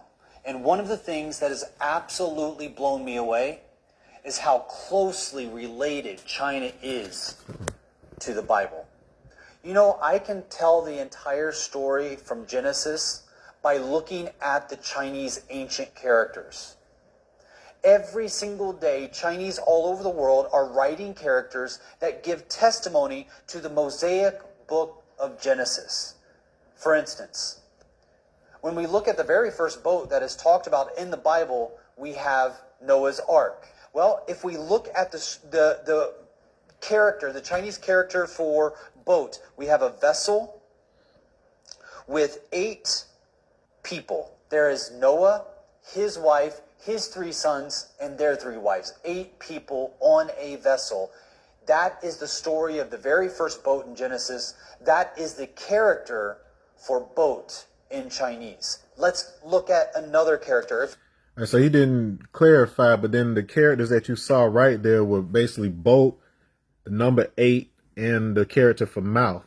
So it's really talking about 8 tongues or 8 languages. Well, the exact same story is in Dogon mythology in Mali in Africa, where the Nomo, they arrived, it was 8 of them. It was pairs of twins, and it was 8 of them that arrived in an ark. So it's like, so the same story for Noah ends up becoming, is present. So Noah in the Mesopotamian story ends up being the parallel to Nomo in the Dogon story. So these are all radiating out from the same central source. We look at the very first murder that takes place in the Bible. It's between 2 brothers. We have Cain and Abel. When we look at the word for brother in Chinese, Xiong, this word Xiong sounds very close to the word for murderer, Xiong. So we have 2 words that sound almost the same, and the character is almost the same. We have a man with a head for the character for brother, and we have the exact same character, a man with a head, except for murderer has a mark on the head. If we look at the biblical story of what happened after Cain killed his brother Abel, Cain's head is marked. It goes even further. If I look at the Chinese character for deceiver, I find a very interesting story. The word for deceiver is the devil in a garden telling a secret. Here we have the very first time that we are introduced to Satan in the garden. We have... That's another misconception. So Satan is the accuser, but then what they had in the garden, the actual word is the nakash. And while it has come to mean, a number of things, it can mean serpent. In the ancient world, serpent meant word or membrane. And it meant the shining one or the or a diviner, somebody who can do divination. So in other words, divination and the truth was basically being introduced to these innocent people. Once they understood binaries, they understood the knowledge of good and evil, quote unquote. But remember, until Zoroastrianism came along, there was no concept of good and evil, but rather forces of order and chaos. And so by them learning how to do this for themselves instead of relying on somebody else, this is why their innocence is struck, and they're out of the enclosure now, ready to go out into the world. See how hard it is out there. See if you can think your way through it. So this is what these are actually saying. But case in point, if you want to know the connection between these are the ones that went into the Americas. These are the ones that went either into Southeast Asia or into Australia. These are the ones that went deeper into the African interior. These are the ones that essentially spread throughout Europe or whatever. But the central radiation point, if you get old Chinese and you understand how those characters break down and how they connect to Proto-Sino-Tibetan. So the Tibetans had the same haplogroup as these ones that came up for Sunderland. And then you get like the Himalayas and stuff going on nearby here. So this is why Adiyogi is said to have emerged from this region. So all these different sources are talking about the same exact people, the same exact group that pops up around the year 13,000. So it's a bit before that, but roughly around in that period.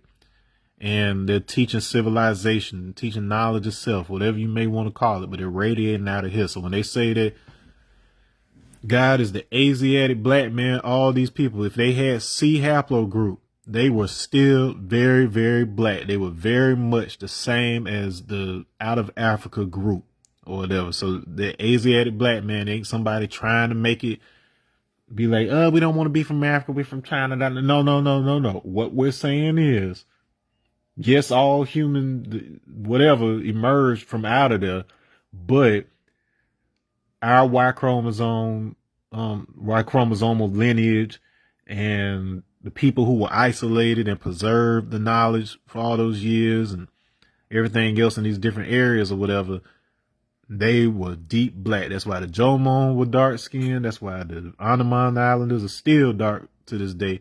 The Mesopotamians, the Elamites, even though a lot of these different tribes got absorbed into other tribes, you still have Bantu who are remnants of it.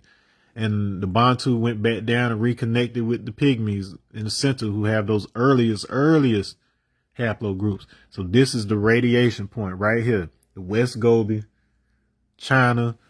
Matter of fact, I will read the little excerpt from the Law of One that talks about this particular group. So once again, you know it ain't just me making this stuff up. I'm showing you where you can read it for yourself. Again, not confirming or denying it's truth. I ain't making it out like it's law just because it appears here. But everything that he said here, I've been able to figure out, you know, the real life version of like how that's manifested. Like you may have misunderstanding, like, oh, some people came in a spaceship and visited, but no, that's not what he's saying. And he does not word it that way. All right, so the first time they mentioned the Neb, let's see. So I'll read both of these examples of the Neb. All right, so the questioner says, so this is earlier in the book. It says, I was wondering about the advent of the civilization called Atlantis and Lemuria, the way these civilizations occurred and where did they come from, these civilizations.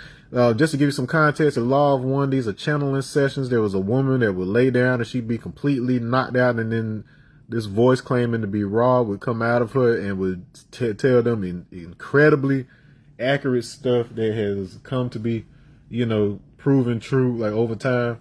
And it kind of cuts through the fat of some of these other stories that you hear. And so a lot of people, David, what's your boy name that just died?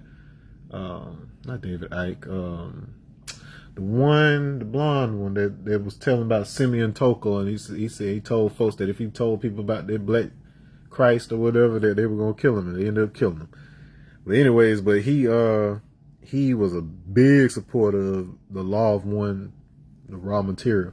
So anyway, it says they were beings of a somewhat primitive nature, but those who had very advanced spiritual distortions. The civilization was part of this cycle, experienced early within the cycle at a time approximately 53,000 of your years ago. So that 50,000 years ago time period is exactly when they say the tribe of Shabazz separated between the group that went into Africa versus the one that stayed in Mecca. It was a helpful and harmless place, which was washed beneath the ocean during a readjustment of your sphere's tectonic plates through no action of their own. So he's talking specifically about the Sunderland group.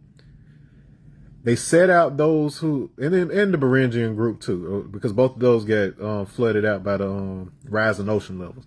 They set out those who survived and reached many places in what you call Russia, North America, and South America. The Indians, of whom you have come to feel some sympathy in your social complex distortions, are the descendants of these entities.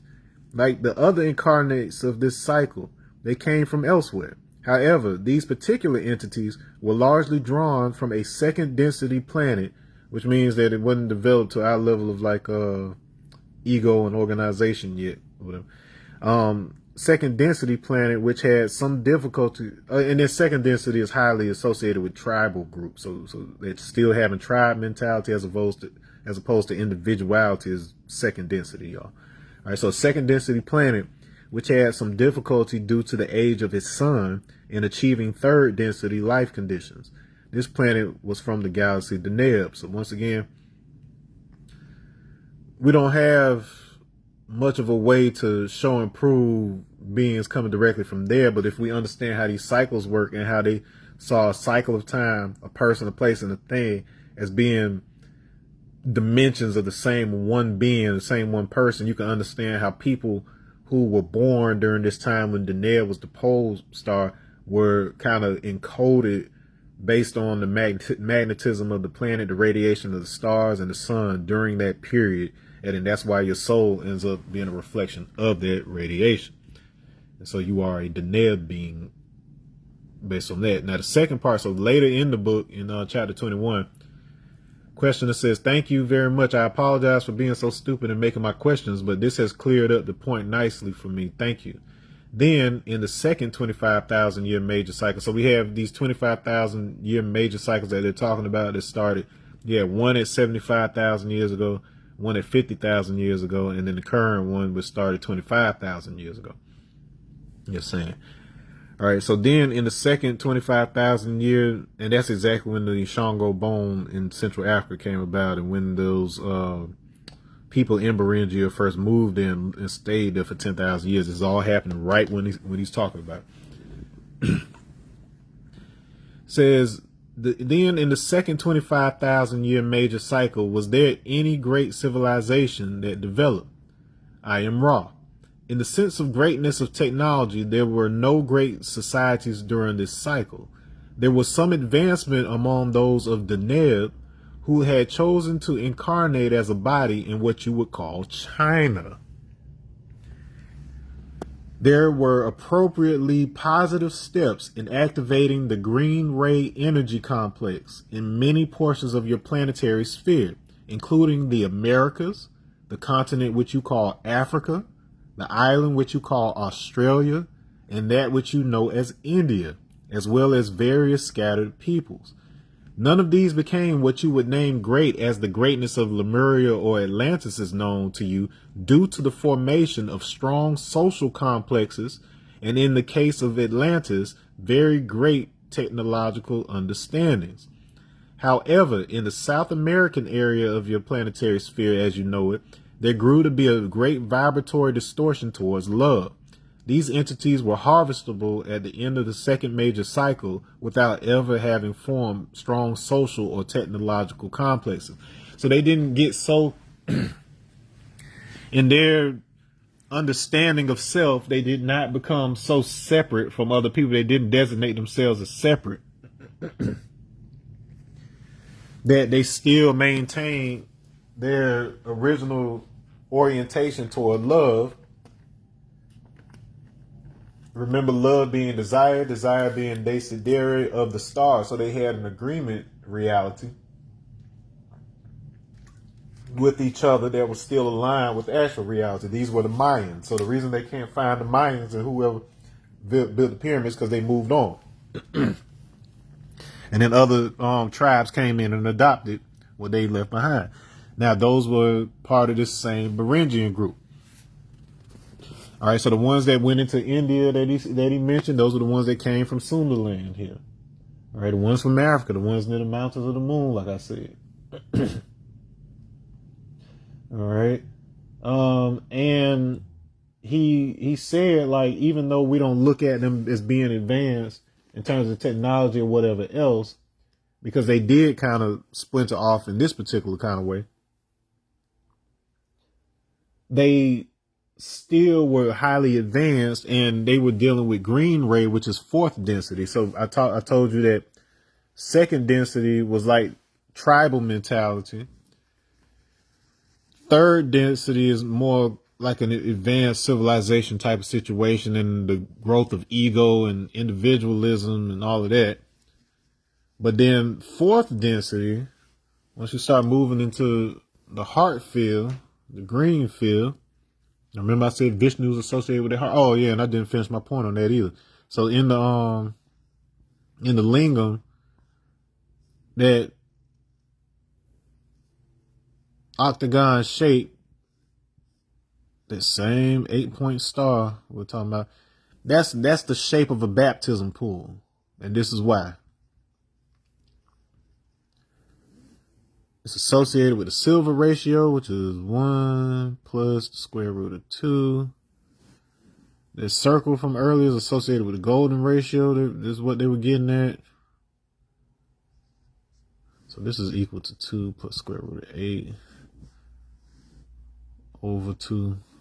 This is 1 plus square root of 5 over 2. All right, so we end up with 5-point geometry within here. So that's why Shiva's chakras usually have like the star shape. And you got that 5-point symmetry. This is where you get your 8-point symmetry. So your 8-point star or whatever. And so that's where we get this right here. All right. And so baptism pool is designed so that the resonance of the sound that's bouncing around in that tank, in that water, it basically helps to realign your heart field. So the magnetic field of the heart and the central concept of the self, it helps to reset it. And so this is what ultimately allows you to be able to connect with the supreme or whatever, to be able to be coordinated back to the frequency of your creator, if you will. So it's basically, this is the anointing. This is you becoming a Christ body again. All right. And so anyway, so this is associated with the heart field. And the story that they tell of Yeshua, Jesus, is that he was a fourth density wanderer. So remember, I told you wanderer was the source of that Shas Su Ta Yahu, from which they get the name Yahweh. So this was basically the precursor to what you came to know as Jesus. And a wanderer is a soul, like a bodhisattva, somebody who has they can go on to fifth density if they wanted to. And fifth density is like, it gives you a level of discernment. So it's like fourth density is kind of like you walking the path that encompasses all paths. So that's essentially what love is. With fifth density, you're able to start discerning and kind of shaping the path a little bit more. So what they said is that Yeshua was a fourth density wanderer on the verge of passing into fifth, who decided instead to incarnate and to guide others. His choice of martyrdom to die on the cross was, the sin that have that impact on hearts of people. But the issue was, if he had gone on to fifth density instead, he would have still been able to come back, but he would have been able to clarify the word. So he would have been able to clarify. Remember, I told you that the word Yoruba or Yoruba or even Arab comes from to state clearly. So this is why Islam ended up coming after Christianity, because you had him deliver the message, but he died before he could clarify a lot of it, and which is why Christianity went all haywire. And you had the divisions between the church, and then you had to have Paul come along and write these letters to try to clarify what was going on. He died before he had an opportunity to clarify what he meant, and they ran with it. Like, oh, you got to die and you got to suffer in order to be. No, what I'm trying to teach you is loving kindness. You don't need temples. You don't need anything, because everything you need is right there in your design of your body. And as long as you are loving, as long as you are operating fourth density frequency or whatever, then you'll be able to move on to the next stage. And so we just been kind of stuck in that loop. You know what I'm saying? A lot of people have devolved back to third density, where it's all about individualism and empire and all that crazy mess. Some people have devolved back to second density, where it's just my tribe versus your tribe. But if you're trying to move forward, you got to clean up the speech. So that is exactly what my chi told me during my OBE. He basically said, you got to clean up the speech. I got to see the whole tribe. They looked like exactly what, like those 4 places I was talking about. Like if they were all mixed together, that's exactly what they looked like. He was tall. They had long, like dread type hair and stuff. They had this like reddish brown countenance. The cheekbone structure was like, they literally looked like they could be any type of person on the planet. Like they would mix with everybody on the planet. And yeah, this stuff real, man. Like I can't deny like how it works that way. I got some good ideas on it, but one thing that me and all the other people who have learned how to do this can agree on is that it is real. Section 4. It's a long episode, but I'm trying to knock this whole thing out, y'all. Because one more episode and we are done. The feminine recursion, Oshun, the 17th. Oshun is the 17th Orisha sent by the supreme being Olodumare. So that whole Odumare is added the owner of the pot from which the rainbow shines. So Olodumare is the owner of the pot. And then we have Oduduwa, who is shaping the characters and then gives birth to the only one son, so the direct light, Oryashur, the Orisha. And then that gives rise to 7 sons. So the 7 sons, Allah sons, righteous sons.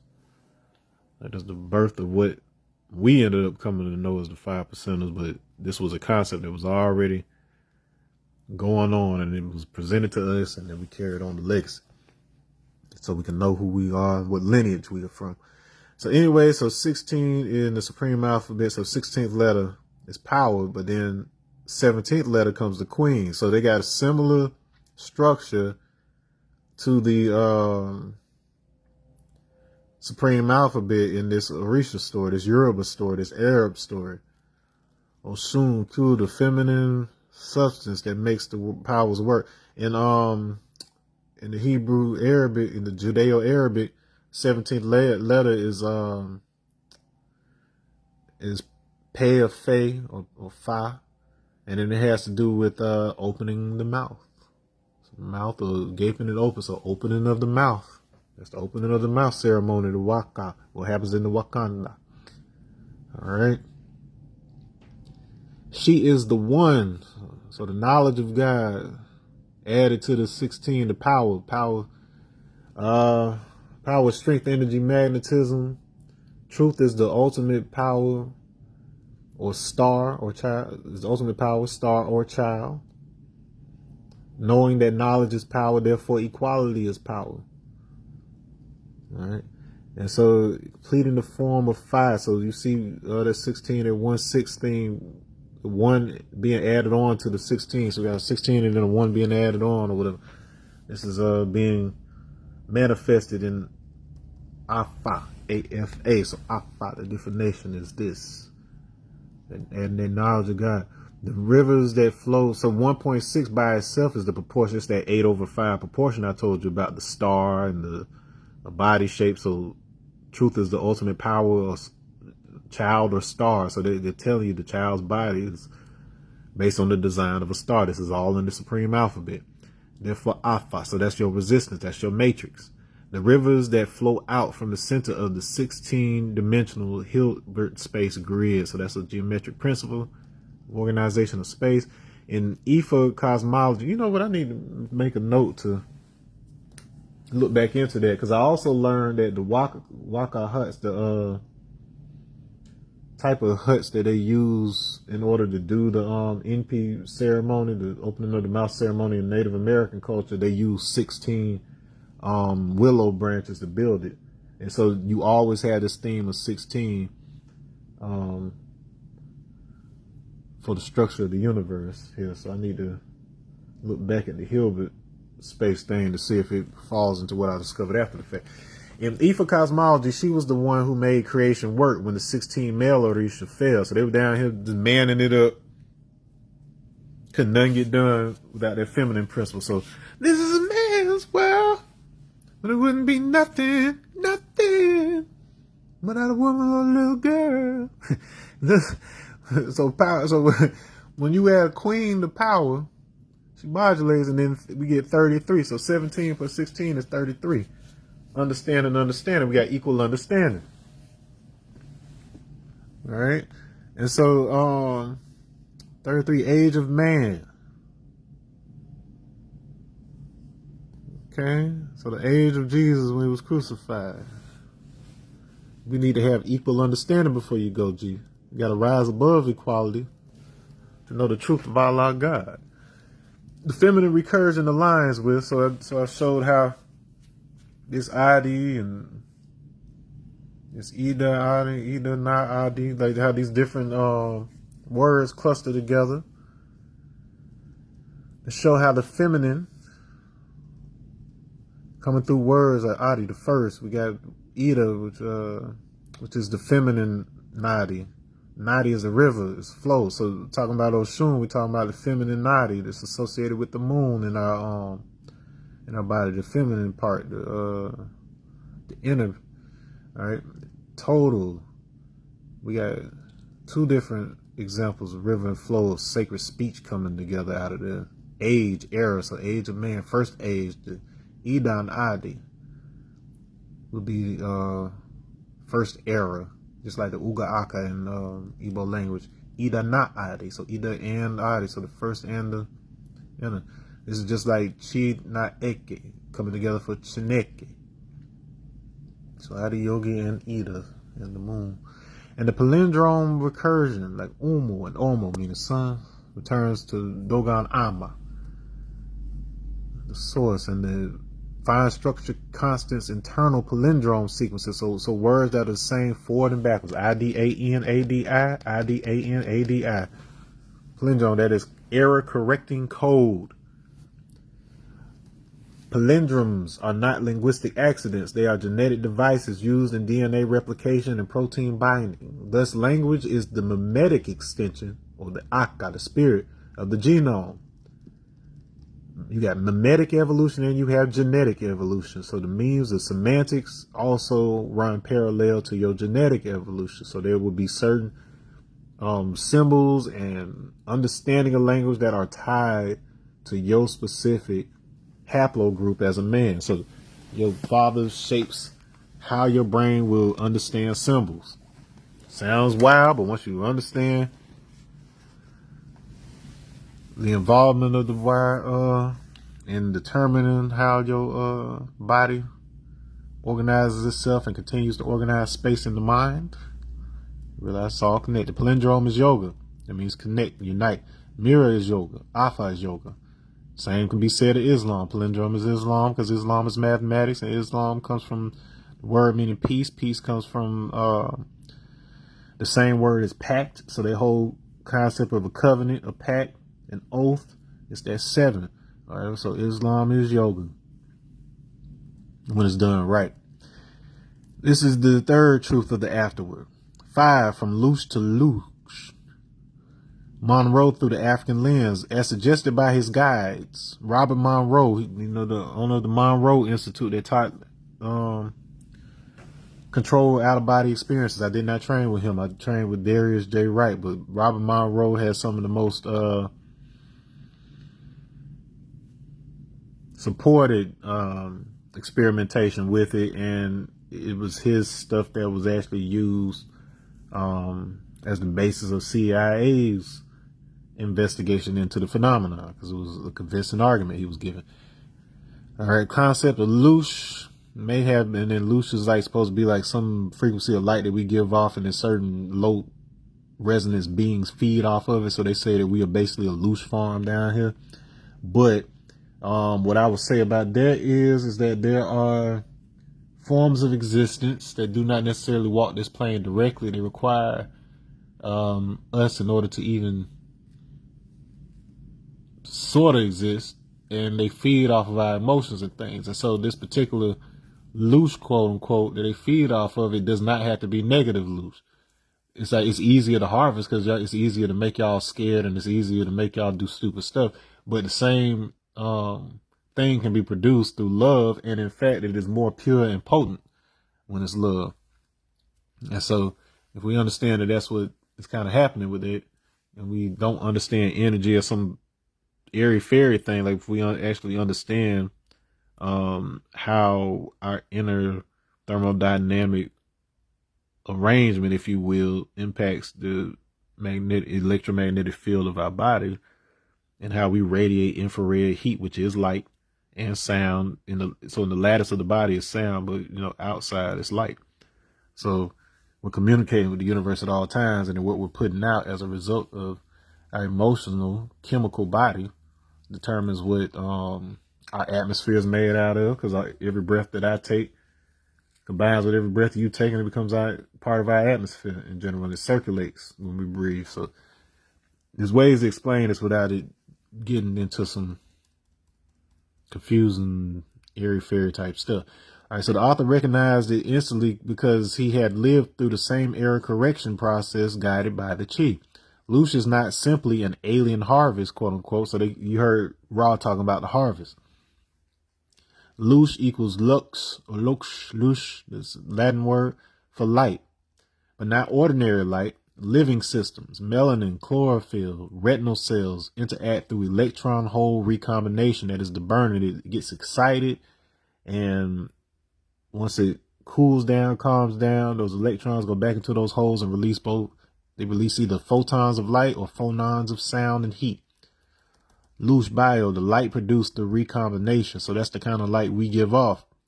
This is why melanin glows under the right conditions. This is why trauma, grief, love, and joy emit detectable energetic signatures. This is why white light equals unification of all wavelengths, external Lush. Black pigment, unification of all colors, woven inward, internal Lush. So when you mix the colors of light, they become white. But if you mix the colors of pigment, they become black. This is something that all artists who paint know. Thus, the colored man, quote unquote, is the one whose Lush is not yet fully woven. So white light is the result of the scattering of light. It's not like a pure color. It's the scattering of light. Pure light, you can't see it. So it appears black to us. The original man is the one whose black sun recombines electrons and holes fully within. A lot of people who have out of body experiences, they say that this is a flat plane that has a black sun up under it that creates the circulation of plasma in and out of that field. And but that is a fourth dimensional view of how our planet looks. So what we see, like the NASA stuff, that is what it looks like from third dimension. But when you're out of body and you go up into those up into the viewing plane, if you will, we'll call it the ancestral field, viewing plane, whatever. From there, you have higher dimensional perception. So what he describes is wrong. That's like, you do kind of see that thing, but that whole design is us at the end of the day. Like that whole construct is based on our body, like with a mirror of that construct. And this reveals the meaning of him or whom, not ignorance, but the black sound, the primordial vibration that touches the spine of creation. So Krishna, he identifies himself as the primordial Om. And when you chant Om through water or sand of a Chladni plate or whatever, to see that resonance, see that sand organized around that resonance, it forms Sri Yantra. And when Sri Yantra is made 3D, that is what we call Meru Yantra. So all that Meru stuff I was talking about. It is the visual manifestation of that thing I showed you with the Iboka and the Abawaka. The ones that refuse to submit. So it rises into 3D. That structure rises up into 3D into a tower because these are the sands that refuse to submit and then fall into other nodes and things. They organize themselves in 3D space. That is us, the original people. The pit of ignorance in the supreme alphabet means if one does not learn the weaving, how to weave it together, put it back together, one cannot produce the internal Lush of unconditional love. Not a moral judgment, a physics statement. Like the cushy skin and the leopard spots, old habits die hard. Section 6, the 111-year window, why 2025 was the only possible year. The author realized that from the end of the Devil Civilization, 1914, which I learned 1/1/1914 was the day that Nigeria was established. And then later on that year, had World War I. So Allah was bringing that punishment. All right, to 2025, the difference is 111. So I had to publish this in 2025 because it was the 111th year. The 112th is occurring, and then you have 112 nadis once you activate the 108 by balancing the body through Shambhavi Mahamudra. It permanently activates 4 additional ones for a total of 112. From there, you are able to connect with 2 chakras that are outside of your body that are related to the sun and moon. And that allows you to do the stuff that I've described through my out-of-body experiences. All right, so anyways, so 111 is the seed recursion of Pascal's triangle. So that 111 that's at the top of the tower. I'm giving y'all a lot of juice today because we're trying to wrap this up because I got big stuff to do once I finish this lecture series. This is my labor of Hercules. This is what I'm giving so that I can receive everything that I'm going to need to continue to give the world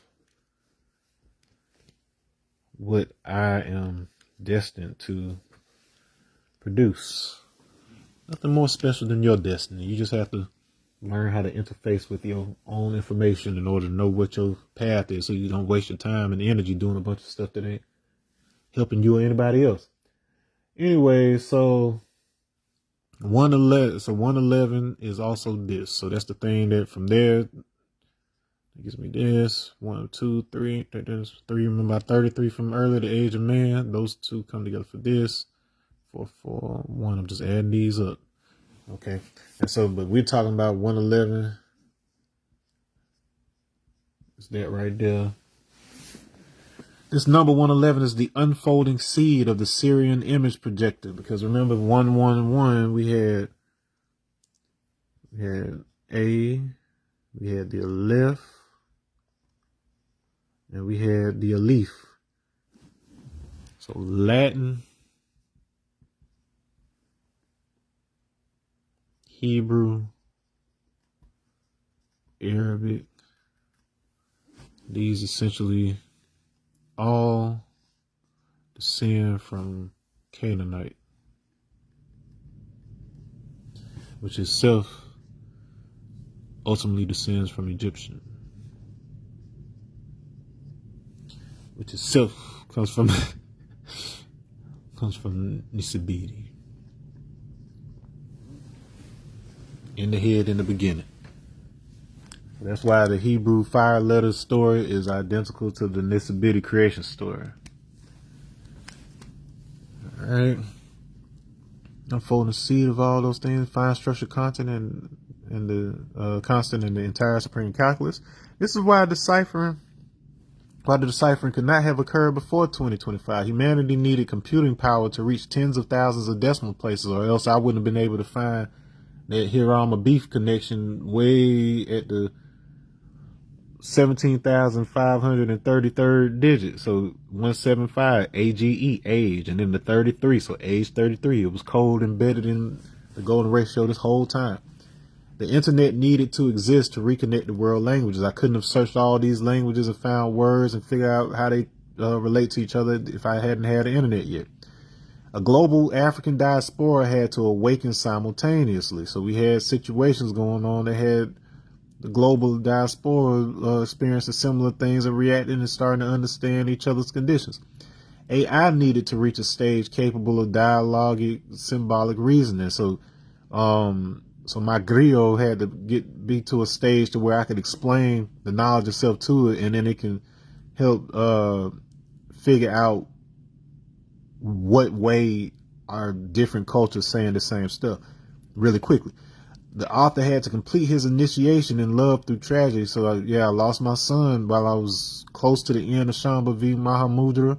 And if I hadn't have gone through that experience, I wouldn't have finished, and I wouldn't have moved on to OBE training because I had no interest really in what happens after death before that, like to some degree, but no more than, most people. But once I actually understood and I actually felt and I could actually see certain aspects by having expanded my perceptual ability within a constrained, state, instead of it being like just random speculation, like me being within a training that's designed to do exactly that, or whatever, I was able to see it for what it is and not what it seems to be. All right. The numerological cycle, so 1914 to 2025, so I told you that's 111 years, had to lock into the semantic temporal resonance. This is the fourth truth of the afterword. Fourth truth, but we're on seventh section. Ndi in end, and the choosing of the first people. So Ndi emerged from 5 times 90 degrees. So I told you the importance of the 90 degrees.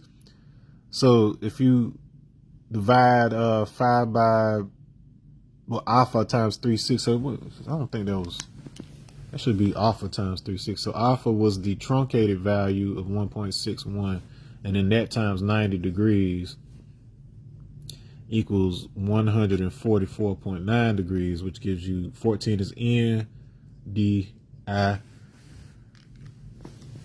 So the 4 and the D. So you had the D, Ebo, but you also had an D in those other 3 locations I told you about. And then, just so we can confirm what that is, D meaning Ebo. So D is a plural prefix meaning people of, or the people. People, group of persons, or population. So these are the 4 populations. So the 4 and D.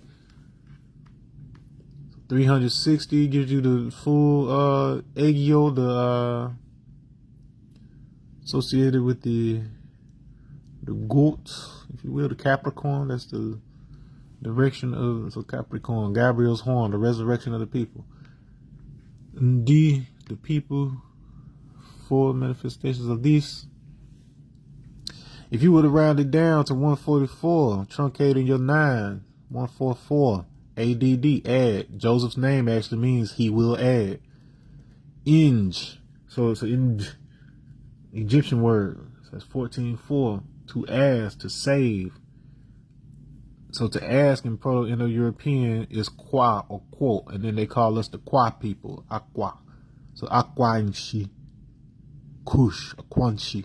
That's where Kush comes from, Aquanshi, or whatever. And so that Kwa. So they are not 2 separate languages. They came from the same group of people. Jesus is he saves. So when they say Jesus was raised by Joseph, this is what it's saying. But the deepest layer in linguistics, or Proto-Finnic, we get something similar to Into, which is zeal, Livonia, Ind, which is vigor, so that will to live. Albania, Ind, woven thread, so we're weaving it together so we can get that spice of life. The End, save, protect, ask. Save comes from sail, so the same word that we get sail means conceal, cover, or to save. That's where the word hell comes from. So it's either hell or sail, hell in the sail. It's what you go through in order to be right. So it's like, so you have a self-contained chaos. That's what life is. It's a self-contained chaos within which you learn all the lessons you need without you being overcome. Like, you're not given anything that you can't take. You're not given any pressure that you can't hold. Hausa, Ina, mother. We talked about the mother. Parents of Nupe, Yina, today. So this idea of temporal. So this whole concept of the earth spinning and having to do with time. It's a weaving through space. All collapse into the supreme alphabets. N is now or end. It says now is the time to get knowledge of self or end up in a pit of ignorance. Thus, end is weaving. So indeed, the others, the multitudes of one. Burr, so that's 2, 8, 18. That's those first 3 shells of the electron I showed you. It means to depart. It can mean young. It's from a root meaning young man or whole. We talked about Ezekiel 30:17. So that's that electron recombination again that either releases light or sound. Chosen, shining. The word chosen actually comes from a device called the chosin that you put lots in, and it gives you binary choice. So they weren't the chosen people, they were the people that used the chosen. The ones who use the Urim and Thummim. The Urim and Thummim are the 2 choices that appear in the chosen, the dark or light. This is talking about phonon versus photon. Does your body just have light come through and damage your DNA because you don't have any melanin? Or does your melanin convert that UV into infrared light and heat, and phonons, which is sound in the body. We are the Akash, we're the Akashic people. We are Ishana Shiva. We are the source of the language, the word of God, if you will. All right, 2n squared, electron capacity, Adi, first, Bohr, so Bohr model. So Bohr deals with the placement of electrons. These folks didn't get their names arbitrarily. You'll see this very often in the sciences. You even see it with Turing. So Turing and Tura. So you got the leopard guide, leopard / sky guide in Central Africa, and then you have Alan Turing, who was studying leopard patterns and computing. Daily language was always encoding electron behavior, soul recursion, and ancestral continuity. This is the fifth truth of the Afterword. 8. The reunion of the human family. When the author saw his chi, he saw himself, Jesus, his deceased father, Adiyogi, Krishna, the leopard, the ancestors, and the unborn future, as if they were just one thing. It was wild, like you could feel it, but it's you at the end of it. Like, damn, I'm not just connected to a bunch of stuff. I am all this and they're all me. This is not metaphor. This is the structure of consciousness itself. As Monroe's inspect beings told him, we are all aspects of you. And as the 5% nation teaches, God is the Asiatic black man. And the quantum observers teach there are no separate observers. And as Alpha teaches, all is woven. And as the Syrian image teaches, one face becomes two, becomes four, becomes one. All separations are illusions. All languages are fractures of one proto-semantic source. All mathematics are reflections of one recursive geometry. All religions are echoes of one ancestral covenant. All humans are recombinations of one divine. I'm like a sentence away and then the connection want to mess up. But like I said, all humans are recombinations of one divine genome. And the chi, the perfect mirror, waits at the center for each person to return them to themselves. This is the seventh truth of the Afterword. So these are the 7 truths of this book and the whole Afterword. Okay. 10, final equation of the return. So Adiyogi by Ego Yida. So Ego Yida is a Buddhist term for you create a thought form in order to teach yourself, basically. So you are Adiyogi. The mother is the first teacher. So the earth, your earth. Ego Yida is the divine double, basically. So it's like, so you have your semantic field that you're constructing based on what you learn and whatever. But once you align that such that it is true to form to what your actual spiritual double is, then it resonates, and then your reflection, you become your Allah self. 5 by 90 or alpha by 90, the resistance by 90 degrees. So in 4 different, the resistance of the 4 directions, trying to get those to come together. Those are the D. So we're trying to return them to the center, to the Asiatic understanding that all of the earth was once called Asia. It wasn't just where Asia is now. 2025 minus 1914, so that's the sin. So T, so we got TY, and then we got the Tur minus the sin, 111, the Ka, the personality, Pascal C, the Syrian image recursion. Oshun plus the other Arisha, the one that makes it work. 33, the master number. Also gives you the word shish, or sh, whatever, in Terafit, which means to usurp or to be harried. So that's the twins. And then you have to burn up, so to shine and a kush. So all of these different stories are coming from the same theme. The age Jesus was when he was crucified and descended into hell to minister, and then he ascended and transfigured. Love reveals the hell one must go through in order to be right. That's what the knowledge does through his wisdom, to get to the understanding. And once we have equal understanding, 33 borns equality. Equality is to be equal in everything, in all aspects of life. So palindrome, same front and backwards. That's a mirror. Genome mirror. Your DNA does this. Language mirror. Self mirror.